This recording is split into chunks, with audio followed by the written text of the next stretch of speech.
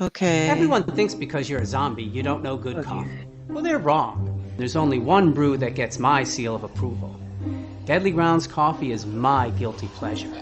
The aroma is so intoxicating. It brings all of my neighbors out of the woodwork. Deadly Grounds coffee. Coffee to die for, and zombie approved. It's good to get a little deadly. Use the front door! Oh, they're so disgusting.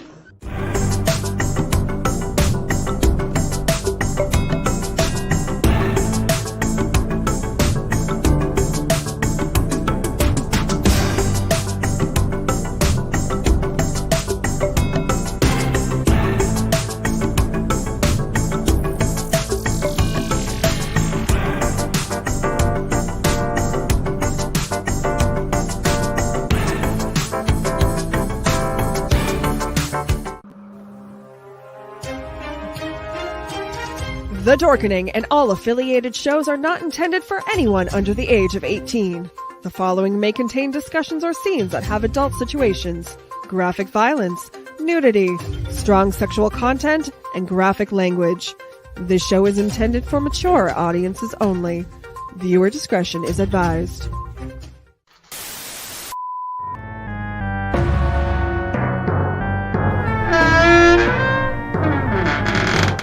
Oh.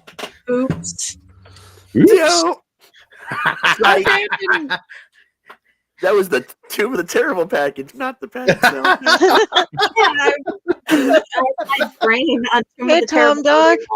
You know what? That's a good start to this show right there. Let's go ahead and mess up and let's just start ranting about it. That's the pet itself, eh? I had it ready to go. Yes. As soon as I heard the door click, I was like, "This isn't right. That's not." Oh, dude, the music. The music. I was like, "Wait." But you know what? And that's the best part about being live. You know what? We're running live on Facebook right now. I got it to work. The only thing is they can't comment on anything. We can't get comments from it, but at least we are live on Facebook. I was about to say, then can how do is this he now. commenting? Because he's on YouTube. Yeah. He's on YouTube.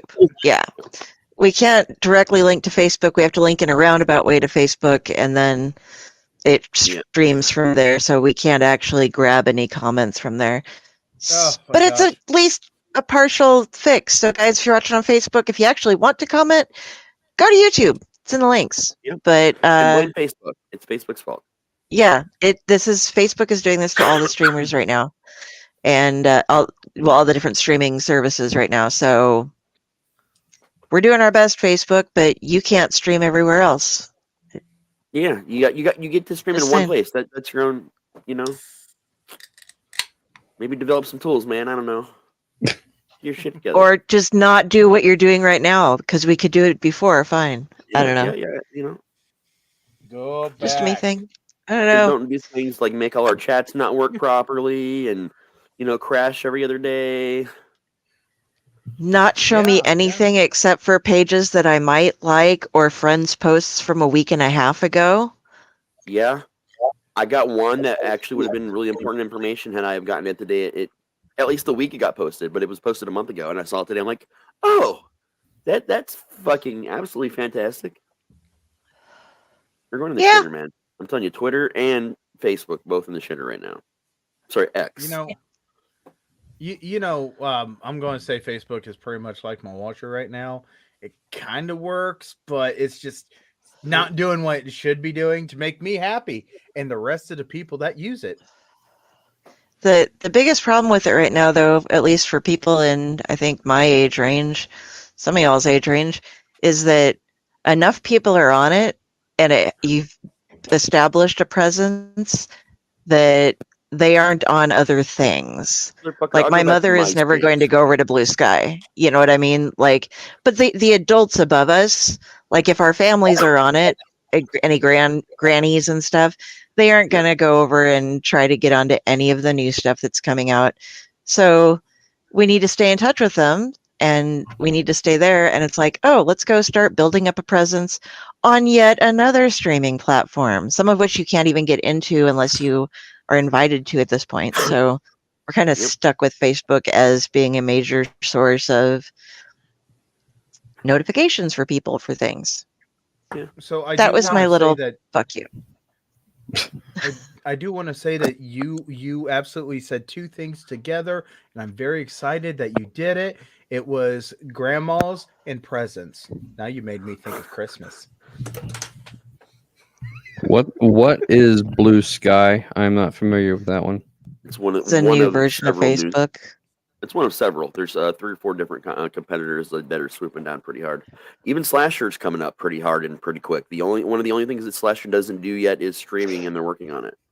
I'm telling you, as soon as that gets done, anyone that has any kind of horror content, anything, is probably going to end up at Slasher full time. Especially now that they're on PC and not just phones. Ooh, yes. I must be out of the loop. None of these sound familiar to me. Slasher just turned 5 years old today. It's literally a site for horror, strange and the macabre. It's a part social network, part dating site. Section of it is for horror people, like-minded horror folks. There's sections where you like Goodreads, where you can go and read about books and get your books added onto it. Like there's like so many different like social media things it's doing in one, but all for the horror side of things.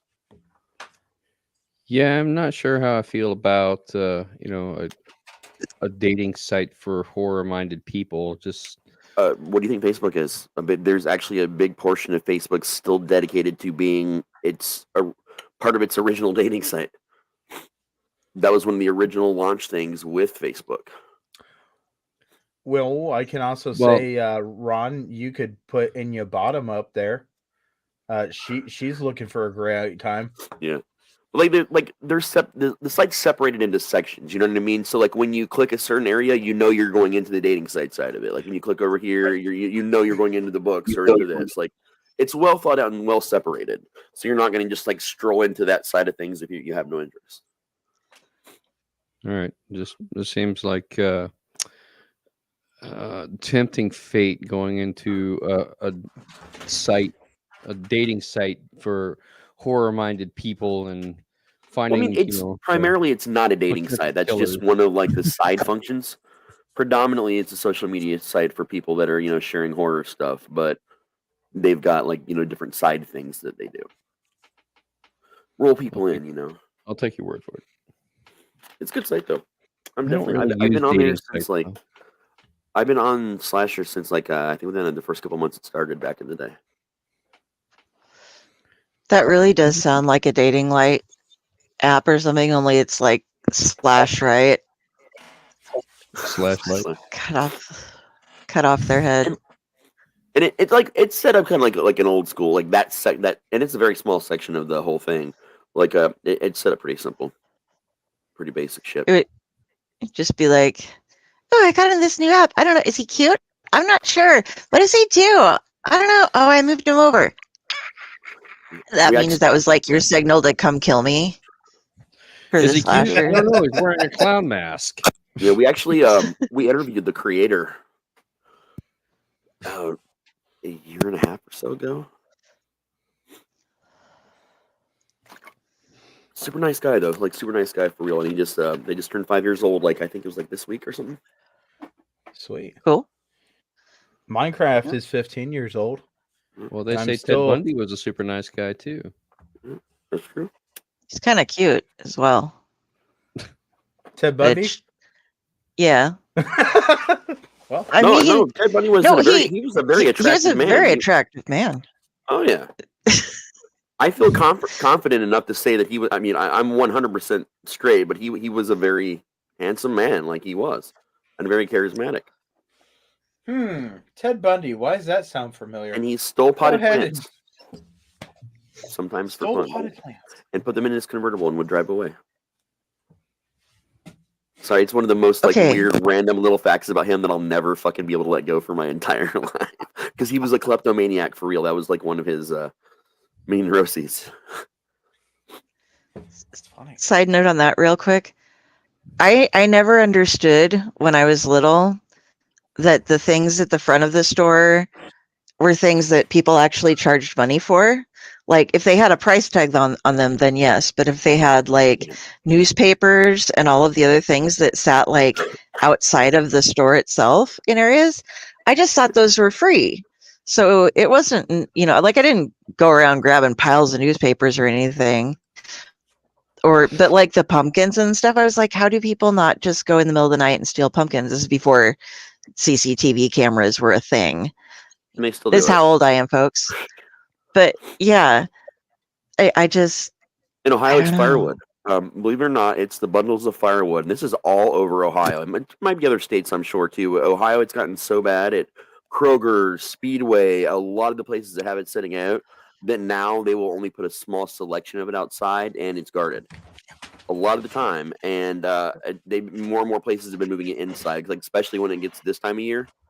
You'll see that shit move indoors, or just the opening of the store. It's ridiculous. But that's what people go and take. Like a shit ton. Like they'll pull their van up and like clear half the giant display of it outside and just drive away.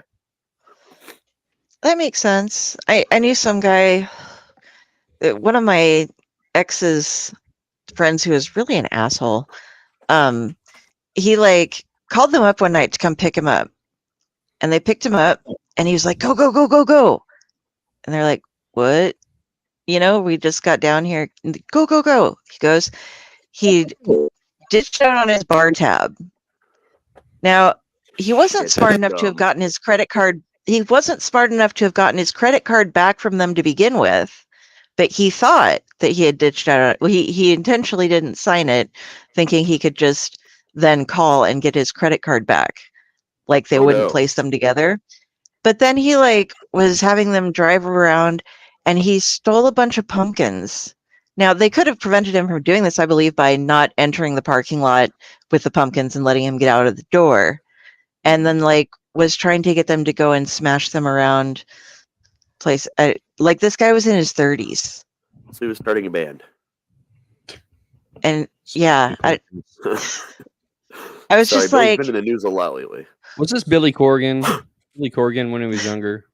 He was a very short man. He had very Billy controlling type of person. It was just really weird Also, Billy, that like you're still describing Billy Corgan.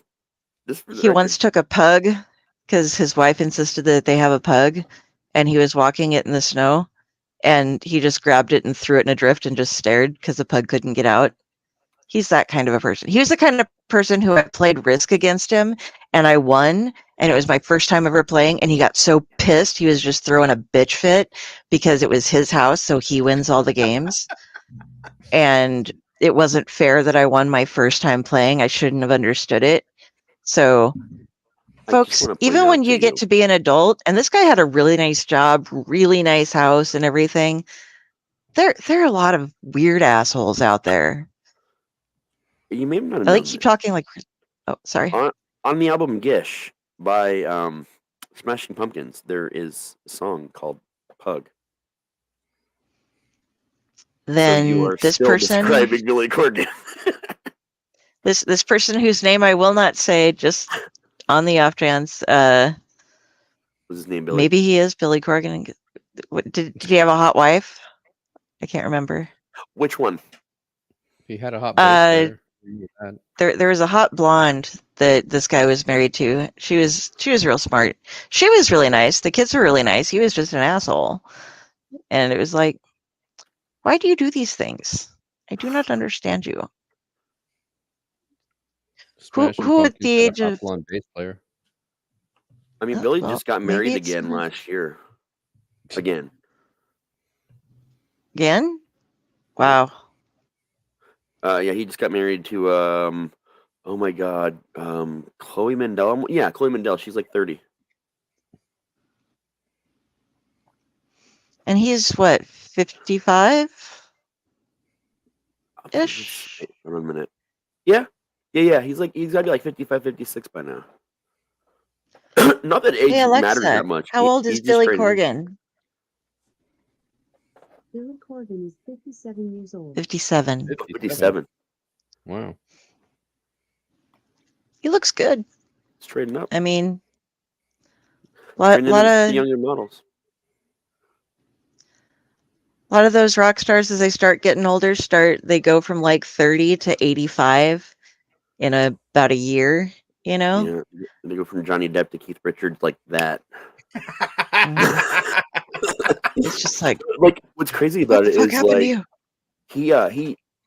he tried to buy TNA Wrestling some years ago, and Dixie Carter completely fucked him over, took millions from him, and tried to take off with it.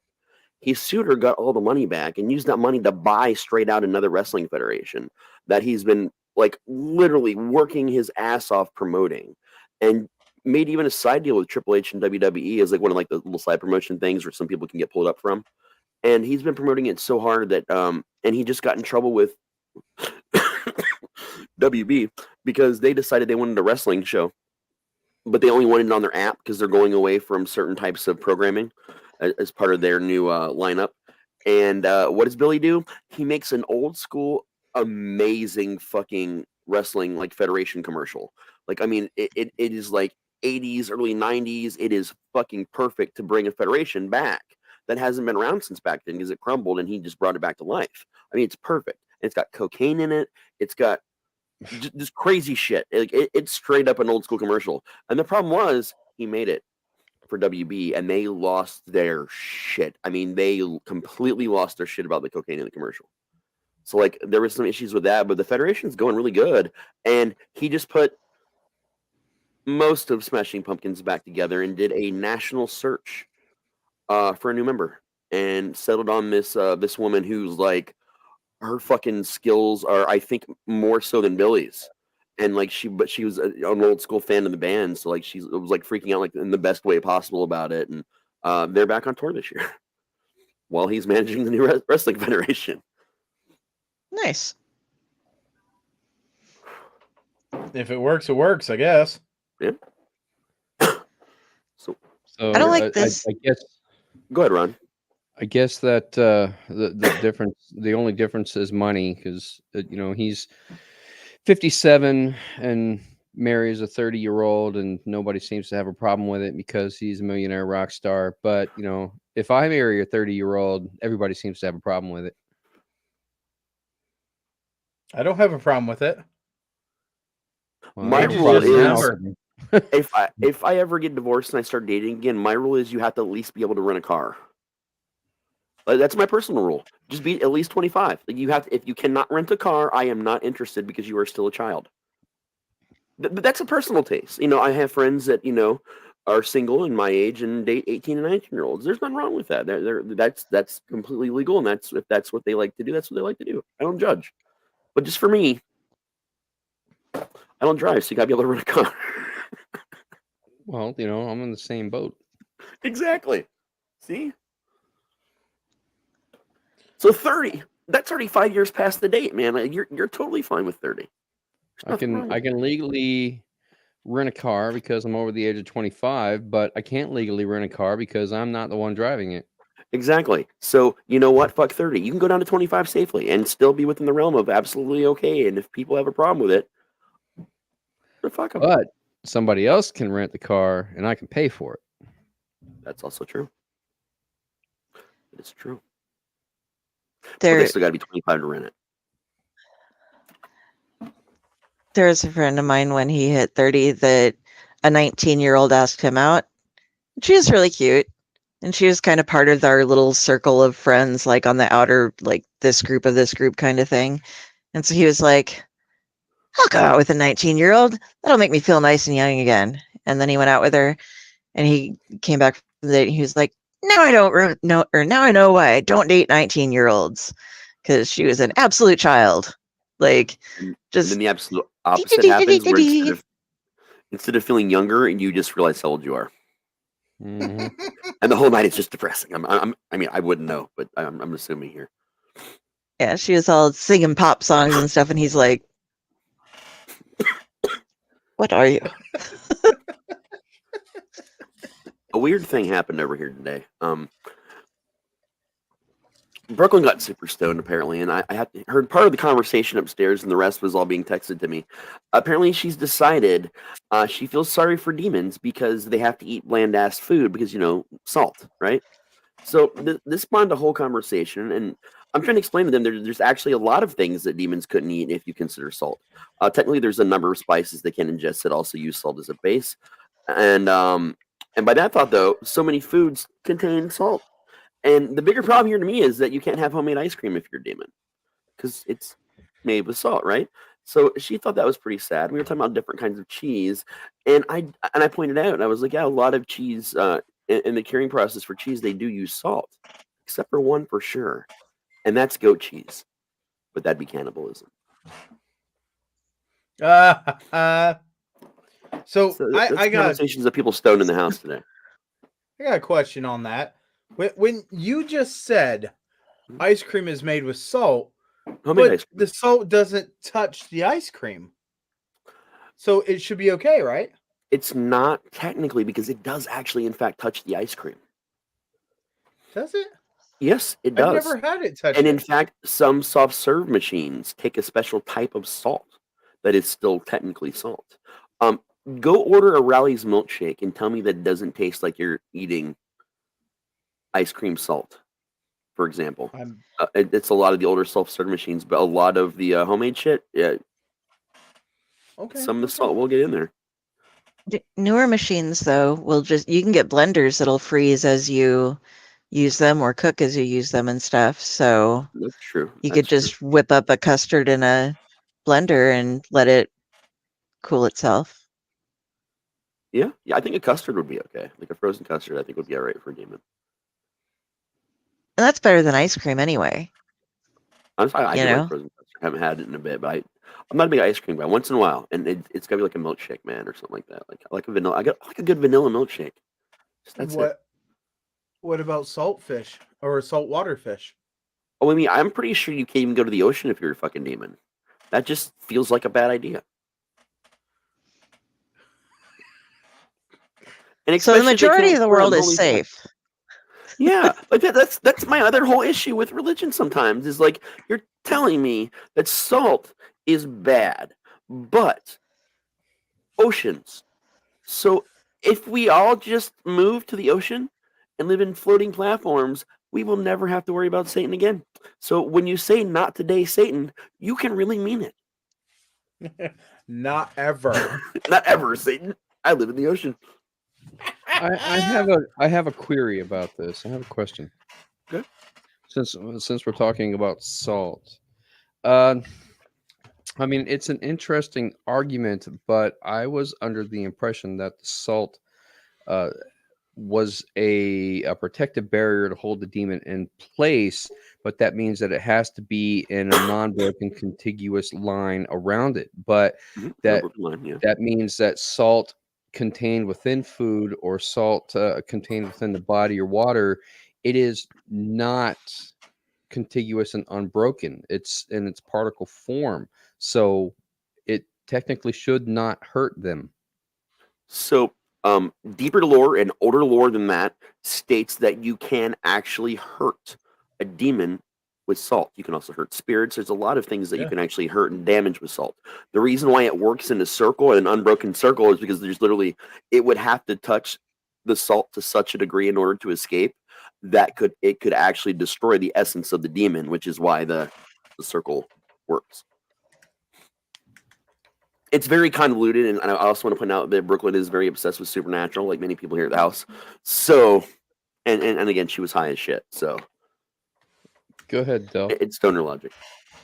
Oh, yeah, we had brought up at one point in time making like getting tubes of cloth that are each like a foot or so long and being able to close them on the sides and have them fill up with things and then Velcro together. So you could buy them and then fill them with salt and then kind of Velcro each of them together so they overlap each other, and putting those down for your salt circles so that you could like make a bigger one or a little one, depending on how you need it, and have the salt be. Because I got that idea because somebody had written a story on No Sleep where a demon was being contained or something was being contained by they'd bought like bags of salt and put them in a circle around them. Yeah. they like buried them, but he still couldn't cross over somehow. So Mhm. it was like, oh well, if you had like little bags and you could put your logo on them, or you could put some skulls on them, or you could put some pentacles Yeah. on them, or whatever you want to do, and it'd just be fun. You know, Jenny, in the Would Dresden it, file. Yeah, go ahead, Jenny. would it work as well with plastic? I would want to say no because traditionally man-made products like that that are not of nature tend to disrupt the magical properties or the homeopathic proper whatever you want to call this here in this situation. But typically, yeah, things made solely of man are an issue, with the exception of iron. Because well, I mean, iron isn't made by man, but iron is forged by man. I guess that's where the kicker is because they're still using natural materials to forge. So somebody used to hula hoop for this and get totally screwed. Yeah, I would say they'd be yes, totally screwed. Yeah, I would think your best bet is like a potato, like potato sackcloth, like something like that, maybe. cheesecloth. That's super Cheesecloth cheap would be and fine. it has holes in it, so a little bit of the salt could be getting out or in contact with something. That's So true. yeah, make this product. We'll find somebody who can sew. Just Oh, I can do we'll sell that. I Owlite can Salt do that by hand. Circle Yeah, things. ready It'll be made. Sell them fun. on our And store. in Dresden files, they do odd things. Like, they'll take different types of precious metal and work salt into them, and create permanent circles, which is a really cool thing. They talk a lot, and a couple of different books like use these circles, and they can cost like up to like tens of thousands of dollars to get made because of the different types of metal you want to use in different patterns. And then you've got like actually like 3 concentric circles, like getting larger around it in different patterns. Like it was super interesting in that series to read about that actually. I would have to think that it's a matter of the concentration of the salt, depending on how close together it is. Like you say, you can throw salt at a demon and it will hurt it, but you're throwing a concentrated amount of salt that's all contained in a very small amount of area. So maybe, yeah, it would burn the demon. But when it's in food or when it's in seawater, it's not as concentrated because it's more spread out. There might be more of it per volume, which means that that it might hurt the demon the longer it's exposed to it, but the demon could withstand it for a certain period of time before it would absolutely positively have to get out of the water. But the same with food. It might hurt the demon a little bit, but the demon would eventually pass it through the system and everything would be fine. And as we know, demons have regenerative powers anyway. So it's a matter of how fast can it regenerate per the damage that the salt is doing to it. Not at all. Not at all with salt. Just like a Fae cannot regenerate damage from iron, especially cold iron, more especially. So like, and then obviously we're talking folklore here, and in folklore, when something has a weakness to something, regardless of the amount of concentration, just the substance period and any degree of concentration hurts just the same. But what is deadly and like you don't come back from is the actual submersion or ingestion of the substance. You're pretty much done from the inside out, or the outside in if you're submerged like in water. This is all just based on traditional folklore. There's no obvious logic to it because what you're discussing is logic that actually makes fucking sense, whereas the folklore does not. Well, this is the beauty of stories because we can play with that folklore and we can put the logic to it and come up with an entirely new rule set for these types of characters. Yep. I think this is what they do with vampires and werewolves all the time. Oh, yeah. I think one of my next stories, I'm just going to have a plane fly over the main characters and just drop a demon out into the ocean and it's just going to die. And the guy's just going to be like, oh, yeah, couldn't swim. And that's it. Like that's the only part of the conversation. And it's just going to move on to the next scene. No mention the demon after that. I think it'd be more interesting if the demon didn't die, but it continues living in the ocean with no flesh and is constantly in a state of burning. Oh, that would be awesome. But then I couldn't set for my very terrible joke. And that's important to me, sir. All right. Terminate flesh wound. We're waiting for the joke. That was the joke. No, he can't reveal it now. Was the joke story? Oh. Yeah. I told you That was a terrible bad joke. I even said it was a terrible joke. I got it. It was a terrible joke, and yeah, I look But I'm forward telling to you, the story. Now I'm in curious. the context, though, it would have been funnier if you're actually reading it and gotten to that part because it would have described it better. But still, it would have been a terrible joke. At least he comes with a disclaimer. I do. Well, shit, I still don't understand because I must have missed it. What the hell's Okay, the joke? I'll run right by you. I said the next thing I write, I'm going to have this random scene where the main characters are hanging out, and the demon drops out of the sky, splashes into the ocean, and just dissolves. One guy's going to freak out about it, and the other guy's just going to look at him and say, guess he couldn't swim. And just move on. Okay.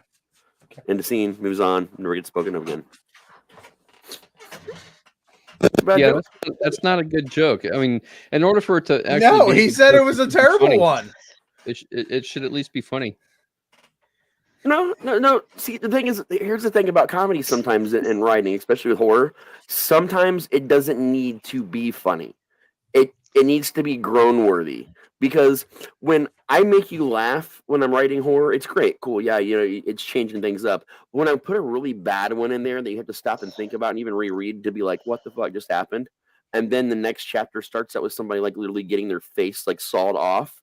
I just lulled you into the proper false sense of security to completely fuck you in the next scene. So you got to use different levels of comedy, and some of it can't be really that funny. It's pacing. I accept it as an absurdist chapter or something like that. It would definitely make me think, and I would be like, huh, okay. Yeah. But yeah, more, I'd say Bizarro is if you want to go actual genre with it. I would say that would be like Bizarro. But then if it doesn't land because the person doesn't get the reference, and then you end up having to explain it to them. But it did land. It's not a joke. It definitely landed. In the water. In the water. That's as far as it needed to go. It's done. Joke's over. Success. Pyle had an interesting idea. Uh-oh. Are we talking about rock salt, shooting rock salt? Yes. Yeah. Yes. Okay. All the time, man. Dude, that's been so far gone. That's way before the jokes. Hey, we're still But, talking about salt and demons here, right? It's still on topic, man. This show never has a topic that we stay to. I'm used to jumping around here. But anyway, Last time we did it, we kind of had topics. Kind of. I read something once where it was the things that are anti-salt are so because of the specific way that salt crystals form and the shapes of them and the way that they're done. And I have never found it. Like, I read it and I was like, wow, that is really cool. And then I have never found a single reference to it again. And I didn't save it. I've never heard of that before. That's really interesting, though. Like, if you, Yeah, if you that's ever what I run was like. across it again, then yeah, definitely send it to me if you find it again. I'll see if I can find it. See that? I kind of want to follow that train of logic and see where it leads me. Yeah, I was like, I mean, I feel like shooting rock salt would be basically just as deadly, injecting it into your system as shooting heroin would be. I can't imagine either of them would be very good for you. Oh, no. oh, I thought he meant like. Yeah, like shotgun style. Yeah. Oh, you were. That's what Pyle's saying. Ron's like style. It's still shooting. I mean, no. Being shot up and shooting yourself up. I mean, technically they're the same thing, but also not at all. Well, now you got me thinking here, because if we can do rock salt, what stops us from doing potash, which is a salt based? Yeah, nothing. Oh my gosh! If there is a demon apocalypse, I've got it covered at Sunrise. You can literally 3D print a gun and put substances like that in epoxy and create bullets out of them. So, like, in this day and age, there's crazier shit you can do. It's nuts. But if it's in epoxy, would it be able to harm him because it's surrounded by epoxy? And that's the issue there. It depends on the type of epoxy, because believe it or not, there are substances in nature that work just like epoxy. So you would have to really make sure you were sorting your shit correctly and home making your epoxy. And in which case it could work, especially if you're mixing the salt into the epoxy itself. But again, it's got to be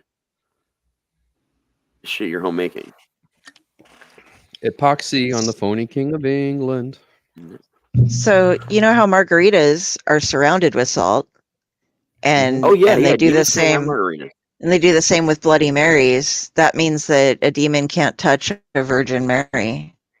It's like that scene in the Christmas Story when the kid gets his tongue stuck to the pole. Like the demon just goes in and his tongue just he can't take it out because it's trapped in his salt circle. That was a good one, Del. Demon walks into the bar and bartender asks, "What can I get you?" He says, "A margarita." Thanks.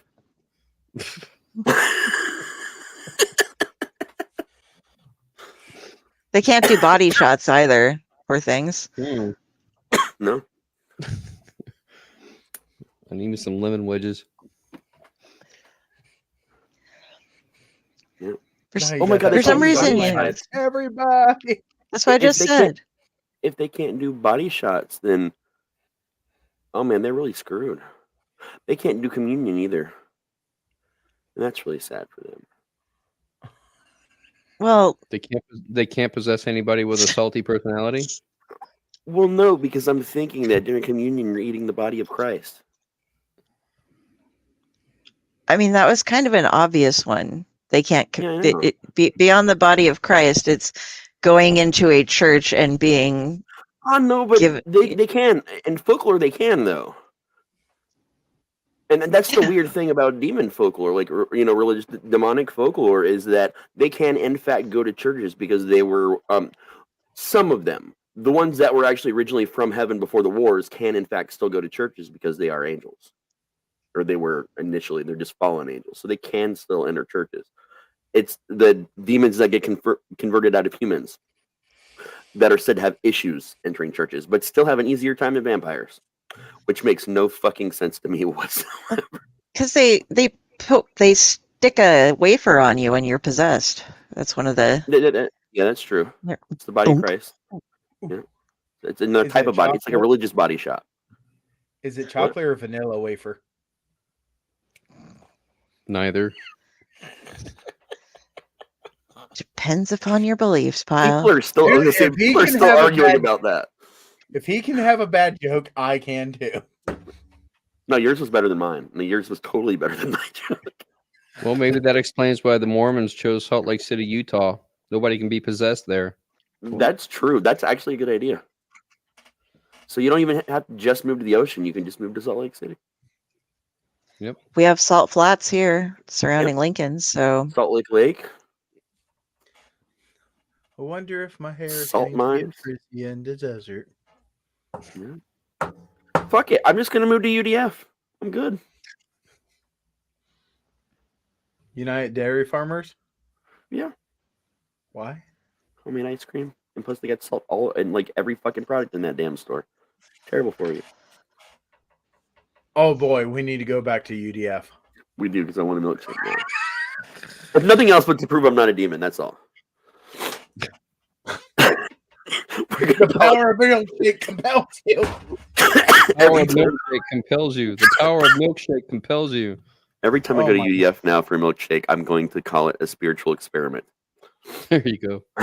Just to reconfirm myself every so often. Like, am I a demon yet? No, okay, cool. I'm good. Just look at him and go, I want the chocolate. But I have to get a malt because they do use salt in the malting process. So that's what I get there more than milkshakes probably is malts. It's the only time I eat chocolate though is with chocolate malts. With ice cream. Salt Lake City, Utah. Yep, exactly. I had a strawberry shake last night. It was pretty good. Strawberry? Except I was just in the mood for strawberries. I don't know. Did it bring all the boys to the yard? Oh, I was going there. No. Oh, no. I don't have a yard. When we went to UDF, Pyle started singing that song while we were at the counter waiting to get our milkshakes. And a couple people walked in, like, as he was doing it. Like, he even did, like, this little half spin around thing, and they're just like, and I fucking lost it. That was Frogman Day.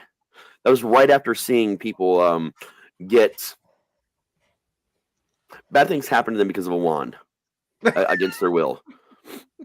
And it was very sexually confusing for all of us. And then we had milkshakes. Speaking of sexually confusing, Oh, open the door. how many of you folks are in the upcoming project that Stefan has mentioned? I'm not officially. I don't know what we're talking about. Oh, He is there. doing a Lovecraftian thing, and a Lovecraftian romance anthology. He told me all about it before he posted. Lovecraftian. Yeah, he literally told me all about it before he posted about it. I was like, you know what? It's weird because the first story I did for you was a Lovecraftian romance story. That's exactly what Of Love and Magic is. And it's weird that the first Cthulhu Mythos story I wrote was kind of romance. And we were laughing our asses off about it. I was like, I'll tell you what, if you got an opening, let me know. He's like, all right. Why do doves suddenly appear? They don't. On your they just- tentacles when you're near. Yeah. Then they fly off when they hear you singing, Pyle. That's fine, says my wife. Tentacles and the women who love them tonight at 9. Wow. All this week on Right. Geraldo. Exactly. Hey, Raz. Yep. Do you remember that one place that was selling stuff at Horror Hound, and they had tentacles, Yeah. and all the parents were Oh, like, no. These were not tentacles. These were a very currently famous line of what's called monster dildos. This is an actual thing in porn shops all across our country and other countries. And Spencer's Gifts at the mall even sells these. I am not kidding you. Look them up at your own peril. They are terrifying. And they also make the opposite product for men. So it's you can either fuck a monster or be fucked by one, basically, with this line of sex toys, and it's definitely sexually confusing for everyone. Wow, chicka, wow, wow. Yep. Chicka, wow, wow. There's even an entire genre of romance books just with Krakens, Cthulhu's. Oh yeah, what oh have yeah. you, to- There's a myth with the monster. Yep. The Mythos Erotica is an actual real thing.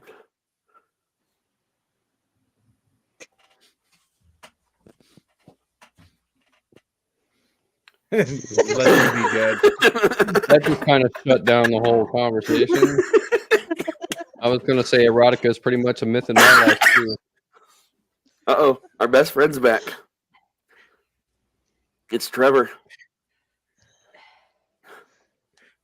Hey, Trevor. I would run from that Cthulhu right now. I've been sleeping for a while. Hold on. I got a call. Hold on. Let's let Trevor hear this too. Are your legs tired? Because you've been running through my dreams for the last 8 million years. I feel like that's Cthulhu's first pickup line when he wakes up. So we just got done talking about tentacles that tease you in the wrong way. Yeah. And Trevor came. Yep.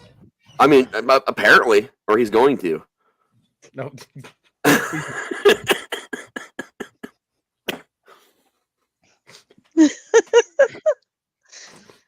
We warned you properly before the show began. It was an 18 and up warning. Yes. I kind of got used to this after a while. I don't know how I feel about that. What, me getting used to it or him Yes. popping up? Again, phrasing. Well, I guess both in that, yeah. We're not doing Are we trying to get there we go. Aw. Trevor's the best. No, now it looks nicer. By the way, Doesn't is look like Trevor he's- coming with us?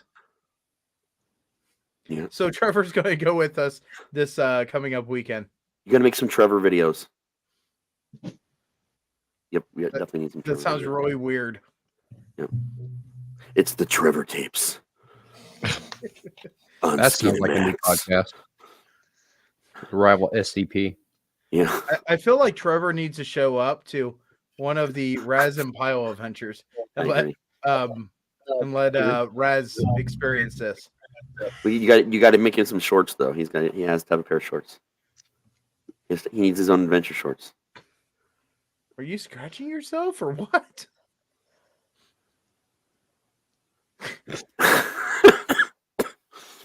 I know we love Trevor, don't we? Yeah. And Trevor doesn't talk. Ratatosker's on hiatus. He went flying somewhere, and I don't know where.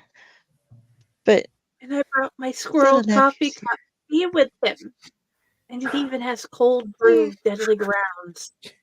Nice. his foster son, the flying squirrel, who he was giving flying lessons to before he didn't land it because he's not a flying squirrel, is still hanging out though. I have a sponsor You're thing like to show really off too. itching yourself. Like you're talking about some deadly grounds. I have a Wicked Effects dragon right here, a 3D printed dragon. Like, and I just want to say, this thing is articulated at every single little spine. It's full. Like, look, I'm not being gentle with that. It's not coming apart. Like, it's nuts how well made these things are. Yay. I need to contact them. I need some custom made tiki glasses. Oh, yep. Custom made tiki glasses. Mm-hmm. Yeah, it's a long story. It's a mascot moment. This was when Here we went to the Frogman Festival. There was this amazing booth that was all cryptid based. This is actually supposed to be one of the Fresno crawlers. She just also gave it a head and eyes. Do you want a drink? Fergus sure? the Coo. So many random things on the shelf behind me. This is a game called What Do the Owlite Hosts Have That They Can Reach and Play With? Is that a meme? I'm not Okay, playing with phrasing anything. again. But is that a Dalek? It just touched my butt. Terminate. My camera doesn't show everything, from this point down, so you have no idea what I'm doing over here. I don't know how to moo in Scottish. You're like, Moo. "Meh, Moo, laddie, moo. meh, meh." Good one. Thank you. I needed that. Well, Yeah. thank you, Trevor. Thank you for coming. Again, phrasing. Are we not doing phrasing? Oh, we have people watching us. This is crazy. Hi, guys. Love you. You know what? Welcome to the show about nothing. I'm here to do two things. Kick ass and chew bubblegum. Oh, it's not going to show it. Yeah, I got George right here. You just can't see it because my background. Oh, you can kind of see it now. He comes is with that? bubblegum. It's my They Live George figure. Oh, okay. You just can't really see it well because of my background thingy. George Nada. I'm trying to remember who it was. I'll have to ask my sister real quick. They had somebody for some reason got a bunch of dolls or action figures or whatever they're called of a member of a boy band or something like that. And so like every year is a white elephant gift at Christmas, or it's just a gift at Christmas. They just kept giving them to my brother. And like he would do things like tie them to the backs of their cars as they were driving away and stuff. And so they'd have they'd get home and realize they'd been dragging this action figure the whole way. Ooh. That's back when they were green Jello, and the lawsuit happened, and they went to green Jello. Mm-hmm. But you see, it has Bill Manspeaker's autograph at the top. Yep. It's fucking awesome. On VHS. Anybody seen a VHS tape before? Nope. No, what's that? I You're do all love too young. green Jello, though, man. I very much love green Jello. One of the first big talent shows I ever did growing up we did Three Little Pigs. I was the storyteller guy singing most of the story, and we had other friends of my brother and a friend of ours like doing puppets, like in a puppet show. Like kind of like it was kind of based on a performance based more on the music video where he talks about the puppets and you see the puppets. It was pretty stupid and hilarious. But my favorite song of theirs is "The Misadventures of Shipman" because that one makes me laugh all the time. And if I know one of the kids is listening to our Spotify account, I will sneak onto the Spotify account from a different source, and I'll put that song on their lineup without them noticing, and all of a sudden it just goes, "Shit, man!" Yep. There you just go. like that. There he is, right there. Oh, hey, Raven got her package. Oh, yeah. Talk about that. Yeah. So I feel like I should go upstairs and go get the map. So we did a review a while back of Monstered. Me and my daughter did this review, and we loved it so much because, and by the way, she's watched it 3 more times since then, since we talked to them, and she loved it so much. Well, we had the co-producers and the co-writers, right? Yep. And co-directors. Yeah. And a lot of codes there. Yeah, we had them on here. And Raven made a video that said how much she loved it and this and that. And the one asked for the information for Raven, and we got a package. And when we got this package, it was addressed to her. And we still have to type out a wonderful letter letting them know how much we appreciate that stuff. And she was so amazed because I said, "I'm not quite sure what this is, Raven." And we opened it up, and it is the map that they were trying to do the whole idea of where you enter the sewer, where this monster is supposed to be, this and that. And we decided that we need to go ahead and make little stick figures. That way we can replay the whole situation of that scene. It's a big map, better? Too. It is huge. Yeah. Could it get better? Absolutely, because Raven got a book that is the Monstered book, and Mommy and Raven have been absolutely so happy. They have been reading this book, and she got some pictures and signed autographs and this and that, and she is just so happy, and it's like, this is awesome. That is very cool. So my son goes, "Well, why does she get things?" I said, "Because this is who it was. We watched that movie, this and that." And he goes, "Oh." And then she looks at him, "Hey, you want to watch the Poop Monster movie?" And Jaden goes, "No, I'm good." I said, "And this is why you didn't get nothing." Yeah. And I just want to point out, like, this map is this isn't like something you can go buy. This was only one exists in the entire fucking world. Period. And it was what they were using to plan that whole thing out. That this was a part of their production. Right. And like, I'll tell you, that's like giving a piece of yourself up to someone that like the project meant to. And I know our conversation with them on Ally Pictures meant so much that they have started talking about it more. And when Rick redid the website for their company, Monster 2 is now listed as early production or early talk. I forget exactly how it's worded, but like it's a project that's now on the slate. Now, I mentioned something to Rick about it on Facebook, and he's like, "Hey, you're right. You guys got to put it back up there, but that doesn't mean it's not going to be another 15 to 20 years before it gets made." I'm like, "That's okay. We just wanted to help start the conversation." Oh yeah, absolutely. Maybe. And let me see if I can get this picture put up here. We all know how my computer doesn't always work. Yeah. But, maybe plant a bug in their ear and see if Raven can get a part in the movie. Yeah, I told them, like, their biggest complaint during the show was no one wanted to wear the Monster costume because the way they made it, oh my god, dude, they made it with foam, like with spray foam shit. Oh, and so you know what that's like as a haunter. It was an oven inside that. And I told them, I made them a promise that if they make the movie because of my nerve damage and not being able to feel it, it's not going to bother me for a good hour before I pass out. So I volunteered to find a way to get to California and like be their Monstered for them if they need it. We can Right. make that happen.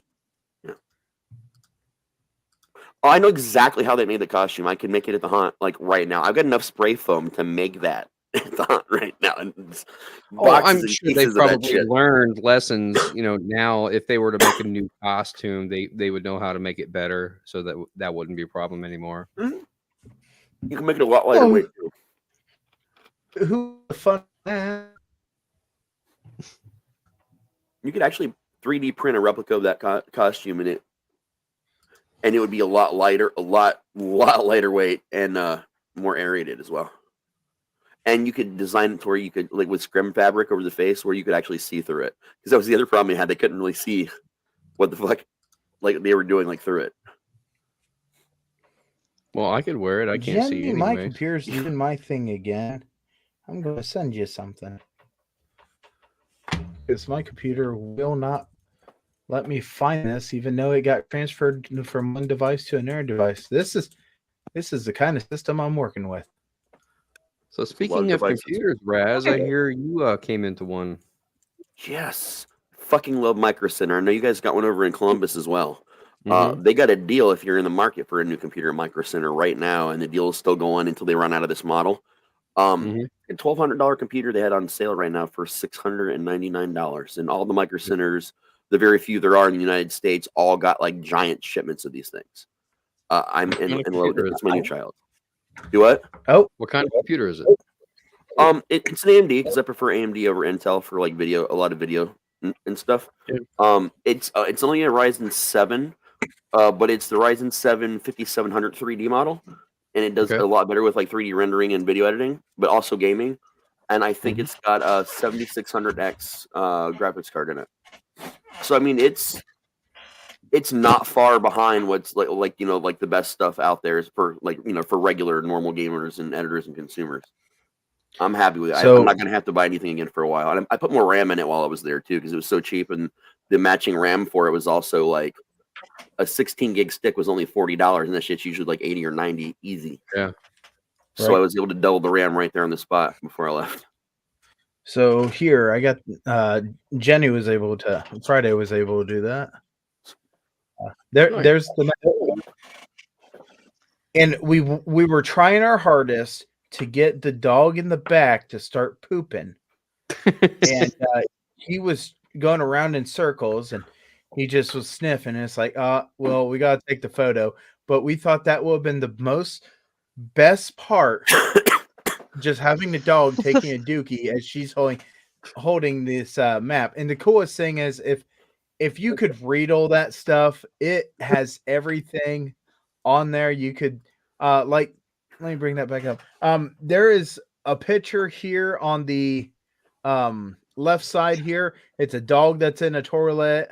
Yeah. And then there is a picture of a person working with the toilet, and then it says the P River, and poop goes here, poop gets stored here. It is like one of the funniest things that you'll ever read, and we have it now. And I told Raven we're just going to put it up right now, and we're going to get ourselves a nice giant thing, and we're going to do this thing. And when she gets older and she gets into high school, then she can bring it in and say, here's my show and tell. I kind of figure that's going to be her senior thing. Yeah. When I was in kindergarten, I watched this movie with my dad, and they sent me a part of it, and maybe that can be a movie that they watch as a senior, and maybe they can rate it. But I would say laminate it and mount it in a poster frame.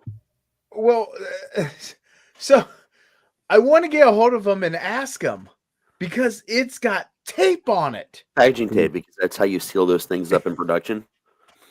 When you're running, it was just so funny. I've done it. So what do we want to do is actually get a really nice frame and actually put it in this frame, and it's going to be a big one, and we know that it's going to cost a little bit of money, but to us, that entire thing with all the photos and this and that is more than going to a movie theater and getting popcorn. You could Yeah. get some wood, and honestly, for much cheaper and more meaningful, make your own frame for that thing. Oh yeah, Dad and Be a cool project, April man. are they're both woodworkers. I'm sure we could figure something out. Definitely. And I just, like I said, this is just so meaningful to her. Yeah. And she's went to her babysitters and said, "I've got a poop map." And the babysitter calls me up and goes, "What is this?" What's a poop map? Yeah, what's the poop map? Well, And I when said, monster turds go on adventures through the sewer system, we have to find a way to chart that. "Oh yeah." So, and it was a great photo of them in their uniforms and this and that and that we had, and it was just a really great present. And she actually got a letter that he signed and said, "Hey, thank you for being our biggest fan." And that's one of the biggest things, you never know what we're going to do as the years go on, because and Raven is officially the #1 fan, and if we get a picture of the poop monster and we can get it on a t-shirt, she will wear that with pride, and she'll have to say, "I have the map and I know where he is." Thanks to her, I am now the #2 fan. Number two. I see what you did there. Oh, Does that make you? I got- I'm sorry, was that too corny? if it was, you'll see it tomorrow. Okay, I got might have the been a little nutty. pictures. What pictures? Oh, this is the doll. I don't know who he is, but this is the doll that gets handed around Oh, Cody Simpson. Okay, I actually know who that. constantly. Yeah, I don't know who he is, but my sister somehow came into a bunch of these and just keeps giving them away.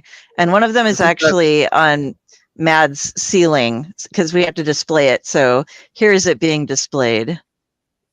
Isn't that from Sweet Life of Zach and Cody, like one of those No. Disney Channel shows? No. That's Cody Simpson. He's Australian. He was a swimmer, a musician, and an actor. And he was really huge over there, and they were pushing him really hard in America. And when they were pushing him hard, they went back to making those dolls. And it was a time when the Spice Girls had the dolls. People were getting dolls again. And they made a fuck ton of these, and it worked out the equivalent to the ET game, where there was just fucking piles of them in landfills and places left over. And I only know all this information because Toys R Us was really well known when they were still open in the heyday for getting really weird action figures in bulk, and people would go because they were also like, there were ones that at the time no one wanted. But then they got these figures like became legendary, and they were suddenly worth a ton of money. So you would go to Toys R Us and buy like 20, 30 copies of whatever weird thing they just dropped in their bins, and then sold it for like 10 times what you paid on eBay. Like it was a big deal. And that's the only reason I know who the fuck that guy is, because it was one of the things they had a couple of giant bins of. And now they randomly hang on my family's cars and ceilings and other things because, I was like, what was the name of that doll? And Mads is just like, Cody Simpson, he's hanging on my ceiling. And I'm like, ooh, give me a pic. Got it. Here's a video even. I'm just like, yes. Family pulls together. Speaking of boy bands, Michelle made an interesting request for her birthday, which I finally was able to handle. I am going to see the kickoff concert for the Magic Summer Tour in Riverbend in Cincinnati with Paula Abdul, DJ Jazzy Jeff, and fucking New Kids on the Block. So I get to get super fucking ripped and go and sit there and listen to that, and like little the child inside of me. That also sounded terrible. Phrasing. My inner self would have been very excited to see that, when I was young. Now it's just like, but I'll be high, so it'll be.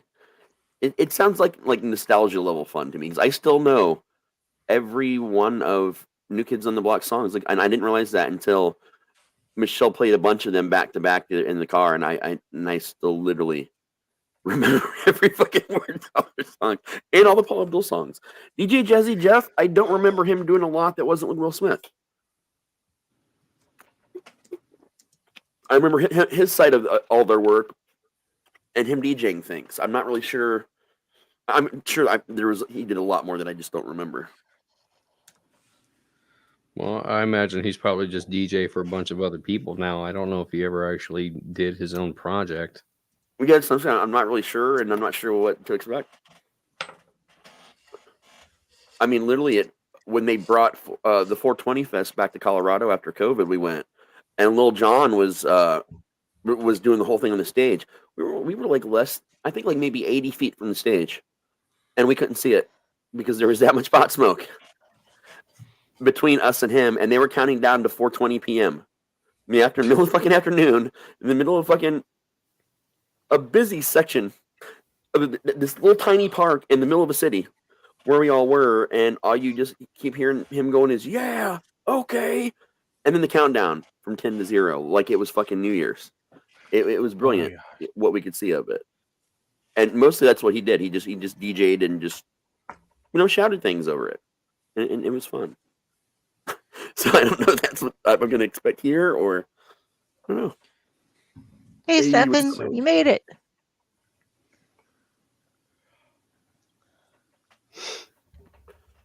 Yeah. I imagine he'll DJ for both Paula and Backstreet Boys. That'd be cool.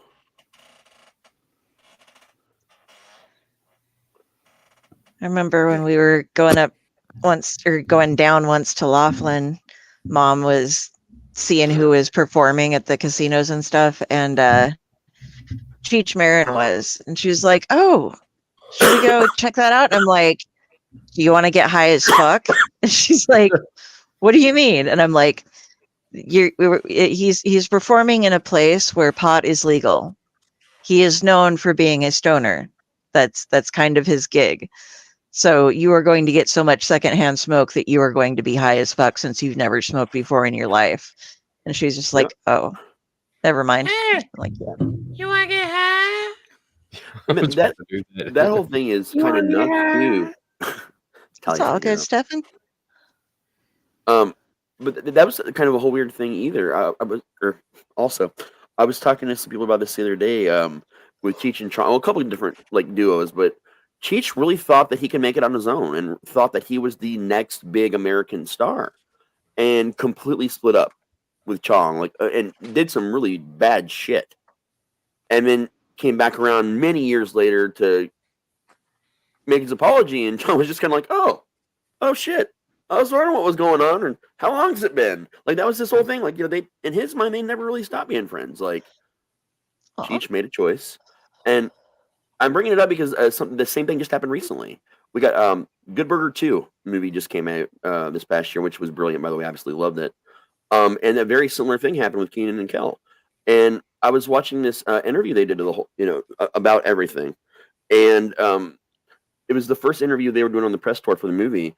And they were talking about how, I don't remember who was interviewing them, but the interviewer was talking about how good friends they had remained all these years. And Keenan's like, whoa, wait, no. I was a piece of shit. And Kel's just kind of like, don't. Keenan's like, no. I just want everybody to know that our friendship got fucked up because I thought that I was going to go out there and make it big and didn't want to be Keenan and Kel anymore. I just wanted to be Keenan. And what did I do? I got stuck on fucking Saturday Night Live for 20 fucking years being Keenan for other groups of people. Over and over and over. And I gave up the best friendship I ever had. And then Kel was just like, when did we ever stop being friends? I thought we were always friends. And literally, Keenan sheds this tear online. He's like, and that's why he's my best friend. It was like one of those weird fucking moments, man. It was just, I thought I was watching lighthearted press tour stuff for the movie, and I was just like, damn, man. Wait, wasn't one of them responsible for all those movies like This Is Us and What was the other ones? The Alien movie. You're thinking Jordan Peele. Jordan Peele. Okay, yeah. Never mind. Michael Key and Jordan Peele. Peele. Yeah. Key and Peele. Yeah. Key and Peele. Okay. Yeah. Keenan and Kel, Key and Peele. What the hell ever. I don't know. A lot of good Need to duos. watch those. That was his name. Okay. You're the only one of his movies that I've seen them all now, and most of them I honestly really enjoyed, with the exception of the first one. Oh my god, it was his breakout movie, the first one that he did, big one that took off. Anyway, the reason I didn't like it is because it was basically just a modern take on Stepford Wives, and literally that's basically the concept of it. But what made me like him as a person more was when everybody was out there talking about how groundbreaking his work where it was and how original. He just looks up and goes, dude, this is Stepford Wives with my own spin as a person of color. This was not groundbreaking. It was not original. It was a cool remodernization of something that I loved growing up. Because people started getting pissed that he didn't win an award for it. Like, people were, like, going off on social media, like, writing terrible letters to people, like, in the industry. Like, it was like a media fire. And he was just like, why? It's a movie. I didn't reinvent a wheel here. It wasn't as original as you thought that it was. Is that Get Out? Yes. Yes. Yeah. Okay, I haven't seen that yet. And It's not a bad movie. It's a good movie, but... I was going through, this was kind of silly, a list of movies that it said, these are 48 movies that you should know nothing about before you watch them. Because apparently if you know things about them, it just ruins the experience. Yeah. And yet they gave information about some of them. A lot of them, at least, they were like, don't let this get spoiled for you. Don't watch, but they put the teasers for all of them there. And things like, but Us was on there. It was like, first you have to watch this, and then if you've watched Get Out, then you'll understand Us. But you have to watch it. So it was like, well, No, you just said that but we you didn't want to don't, watch because that movie if we wanted it connected.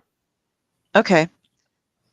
Yeah, but I went ahead and watched one of them because I hadn't seen it before. And by the way, Barbarian is a really fucking weird movie, guys. I've been telling you, but wasn't it good though? It was really good, but I was trying to explain it. Hi. And to my mom.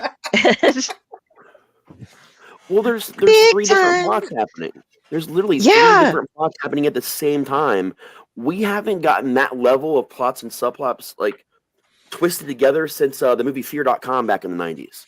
That was another one that had like multiple solid different plots that were just being like twisted and combined together to form one. Like Justin Long once again played a really weird character. Like another weird character in a horror film, but fucking for me, it was Skarsgård in that movie.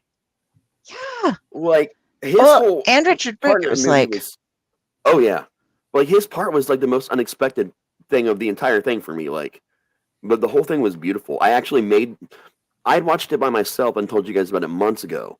But then when we went and stayed in Cincinnati, I forget why we stayed over there now. I don't even remember. This is a couple months ago. I made them watch it again because we were renting an Airbnb. So I made them watch it at the Airbnb. I still have many questions about that movie, though. But I don't want to give it spoilers for it. But ask me later than off air. Yeah. I believe Jenny. 5 times since it came out. I believe Jenny would like to say something. No, actually, Pyle would like to say something. Oh, okay. So, I can't stop yawning, and I've counted. I'm up to over 30 yawns. I think it's time for me to say goodbye, just because I can't keep on having people looking at my tonsils, and I'm sure that is making people want to leave. Are you saying you can't swim? Dude, I can't. And I was like, well, if we take a break, I'm just going to slip out. And then apparently we don't take a break in this show. And I was like, okay, well, that makes sense. And I'm just like, I've got to stop because this is bad. I'm sucking in flies and bugs. Yeah. And so, hey guys, thank you. I'm going to take off. And honestly, I am so gearing up for this weekend that I'm putting in so much time to do that. Yeah, for Midwest Farmers Convention, you guys gonna get some really cool videos from that. We're excited about that, man. And I know we're getting Trevor videos too. Yeah, apparently Trevor's going. So we'll have to see what shenanigans we get into. Oh yeah, but man. You guys all have a wonderful evening, and I will. What we got tomorrow? Are we doing Tomb, I believe. Yep. Is it Tomb? Yeah. Yeah. We canceled Legends by Night for the rest of the season. Okay. Well, Tomb into Terrible. I'm glad I Are watched you that scared? movie today. Yeah, that's a good one too. Yeah. I enjoyed it anyway. I'll get those I'll at get that into it event posted. So you guys all have a good night. And See you later, sweet man. dreams to everybody. Good night, Pyle. Goodbye. Yeah, we only run ads on Padded Cell if we all have to go to the bathroom at the same time. Then we'll run an ad, but traditionally we don't advertise on the show, on this particular show. The spirit That of would be the awesome.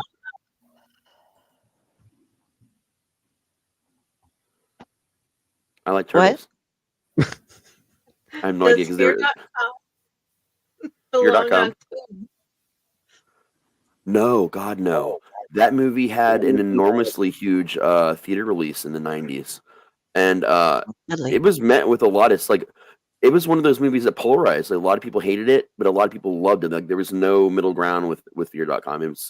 I love it. I think it's a great movie. I don't know if it holds up because I actually haven't watched it probably in 20 years. But it's one that's made a huge impression on me after I watched it. And I probably saw it a good 20 times or so between theaters and VHS when it first came out. Me too, but Haven't it's seen that on one the either. list. It's on the list? Yeah, he put it on the list. Is it on the wheel or That's just how- on the list? It was on the wheel because I wasn't sure, but it's on his list that he put in there. Yeah, But we Okay. also and that's know. an example of one that we'll wipe off there. Okay, good. Because I'm 'Cause, like, you don't want to put this on here. It doesn't belong to me.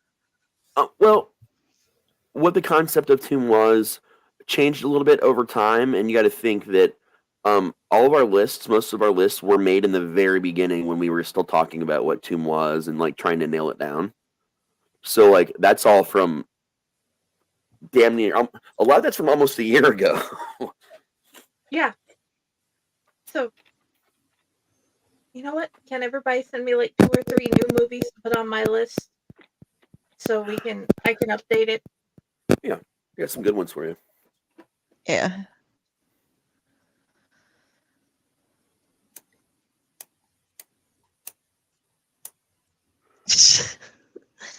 All right, Stefan.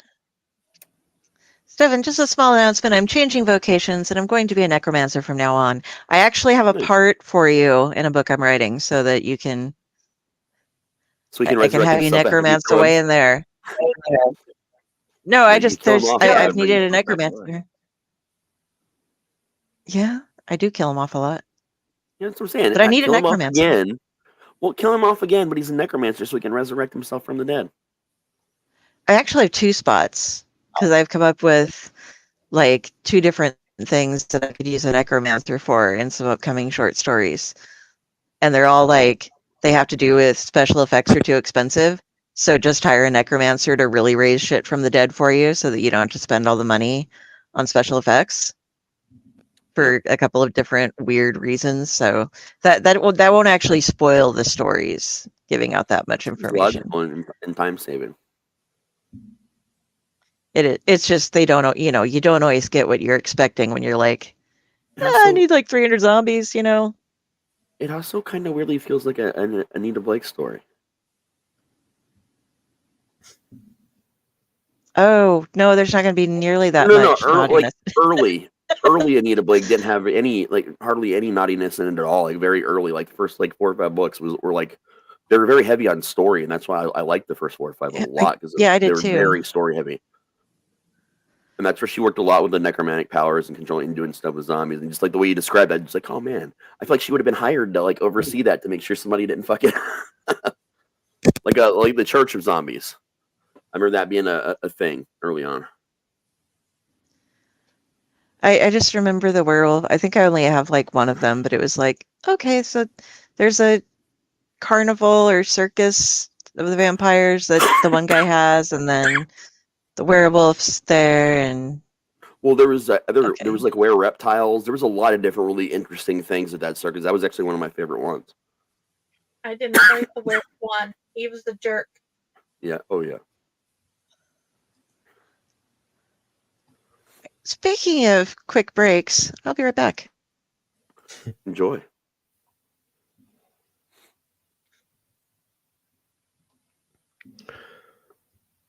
So I have a topic. So, all right, what's your topic, man?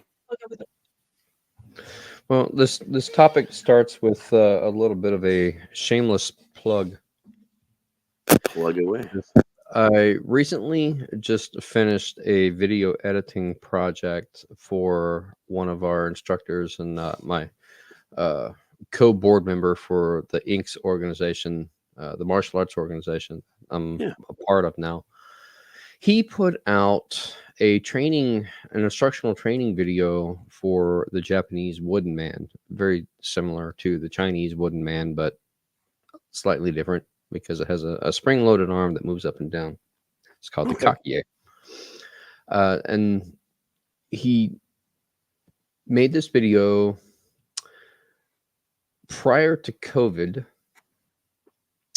and then everything shut down.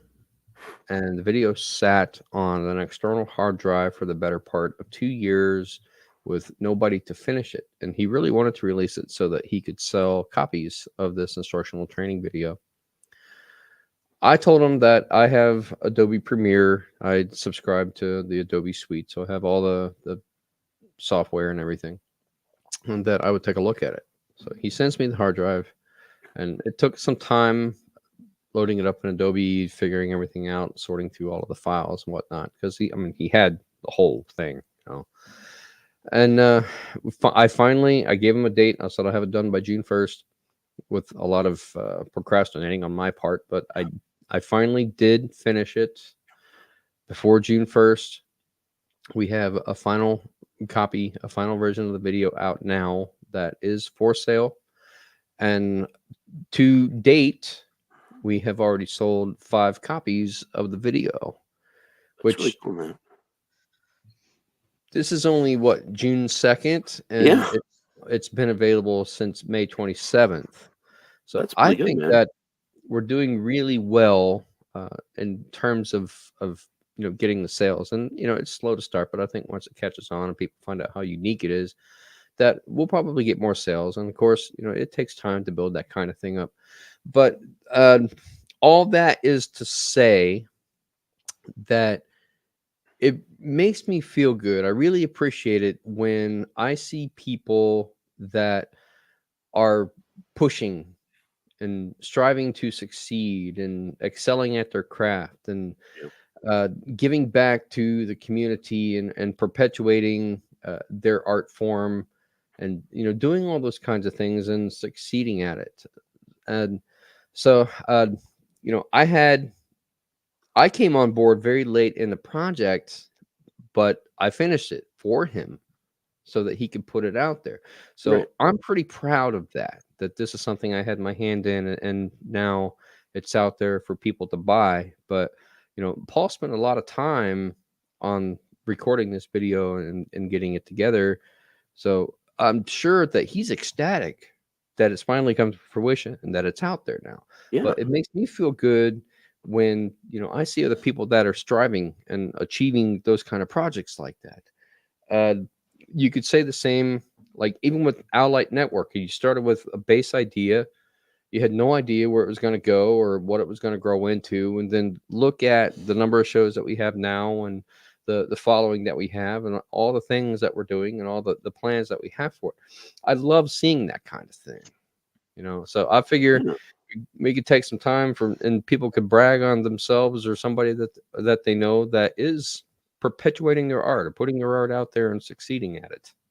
I did a post about this just I think 2 days ago on Facebook.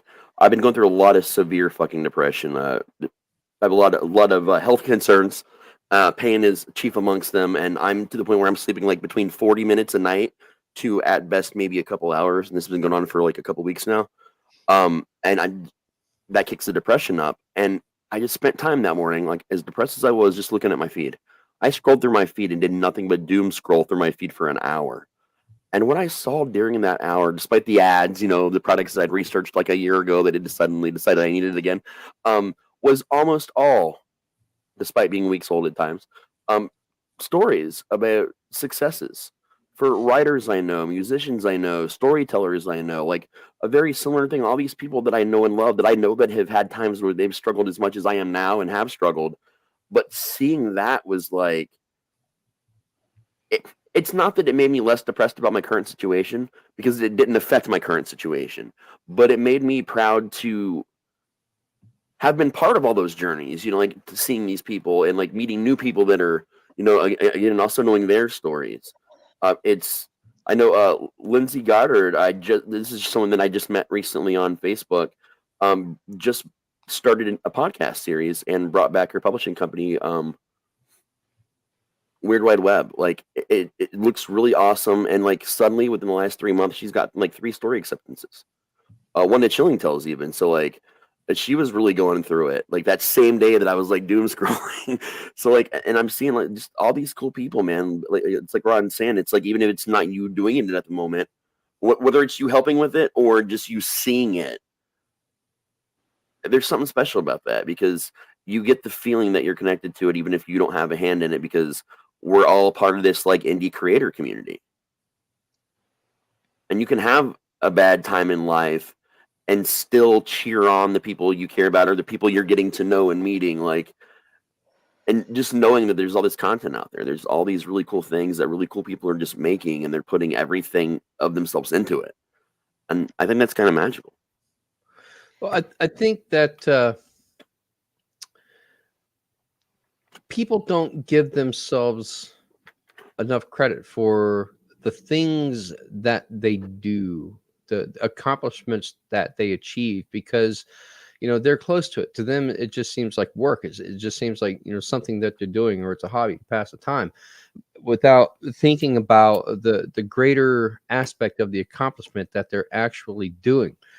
For me, having this book out, that's a hell of an accomplishment for me, because people don't know the background and the history and how much education and schooling that I had to learn how to write, and writing all of these stories throughout my life, and them not going anywhere, doing anything with them for it 40, I don't know, not that long, 30 years later, to finally have a physical, tangible object I can hold in my hand and touch and look at and feel and smell. And, to me, this is probably one of the greatest things I've accomplished in my life, that I finally got my shit together, got my act together, and I got it out there. Now, you all have been published long before me, before I came along. Raz, you had, books out there. Del, you had books out there. Jenny, I'm not sure when you started publishing, but I know that you have stuff out there now. So, I mean, all 4 of us, we have stuff published, but do we still feel that pride, or does it still boggle your mind that go, fuck, I can't believe I did that? That's something I put out there. I actually made something happen. Do you still feel that pride? Yeah, I really do. And as you're just talking about, one of the things with Stefan here, we're going through, and he's getting ready to do a Kickstarter of the first book I was ever published in. It was one of his, and he's revamping the book. Raz is going to have a story in it, getting it a bunch of illustrations and stuff, and we're going to be starting that up. And soon as he gets everything put together, and it looks gorgeous. We keep seeing the new artwork, slipcase covers and stuff, and it's just like, oh, you guys are gonna love this. Foil Any fans of the Cthulhu Mythos stuff, the book is More Lore from the Mythos, Volume 1. Yep. And we're gonna be launching I think we're gonna be launching the third one after we get these two done again.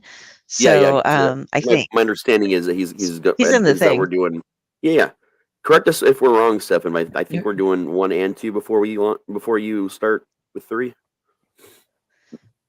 But yeah, it's super exciting to see that, because then it's just like, I get it. I've been bummed because I haven't been really producing much content.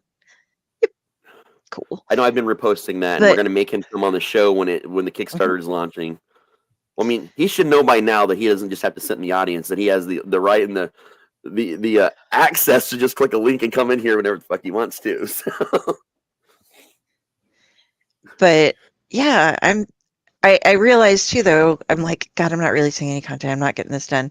And then Jenny will say something to me like, you have so many stories, you could make a collection. And I'm like, okay, that is kind of true. But the problem is I want them all, like I have 4 or 5 different collections that I have in my head that, okay, these 2 stories belong in this one, but then I need to get at least, a couple hundred pages more to fit in before I want to release it based on how I do. So I just sit there and think that like I've accomplished nothing when I've been writing slowly a bunch of different things that all connect together. So it's good to have that reminder. Yeah, no, you're right. Yeah, she overthinks. The thing is, if you just reevaluated your theme a little bit, just a little bit, I bet you she's right that you could literally have enough stories that you could find to fit a central theme that you would be happy with if you really thought about it. If you put that out, I know each and every one of those stories. Well, I know most. I've read most of them, and there are definitely common threads between a lot of those. Well, and one thing I also thought that it could work with is since I have so many that I want to be in specific collections, I could put the first stories in them, or the first stories that I have in them, in that book, and be like, when I finally do release a collection, just say this story was first appeared in this collection of books, Yeah, and it inspired you so much you wanted to do a spin-off of just stories about this. Yeah. So that is something I'm thinking about again. I just need to. Okay, no, we're decide. not thinking about it I need to anymore. work. You're just doing it. Yeah. You're just doing it. There's no more thinking. You're just going to do it now. What were you saying, Jenny? What were you going to say, Jenny? About her OCD is just messing with her. I've listened or read so many of them. There is enough to have a common thread. As for me, I've officially reached my year mark of my actual poetry book being out. I held it for the first time after a year of it being out and signed it and sent it to like 4 different people. I have the very first thing I was publishing. Well, I did have both of them, but I signed a copy and sent it to my sister because she really wanted a physical copy of her kid's picture that she was posted in. My nibbling was, I'm so proud that my nibbling could be in a book with me and Raz and Patty and Mike.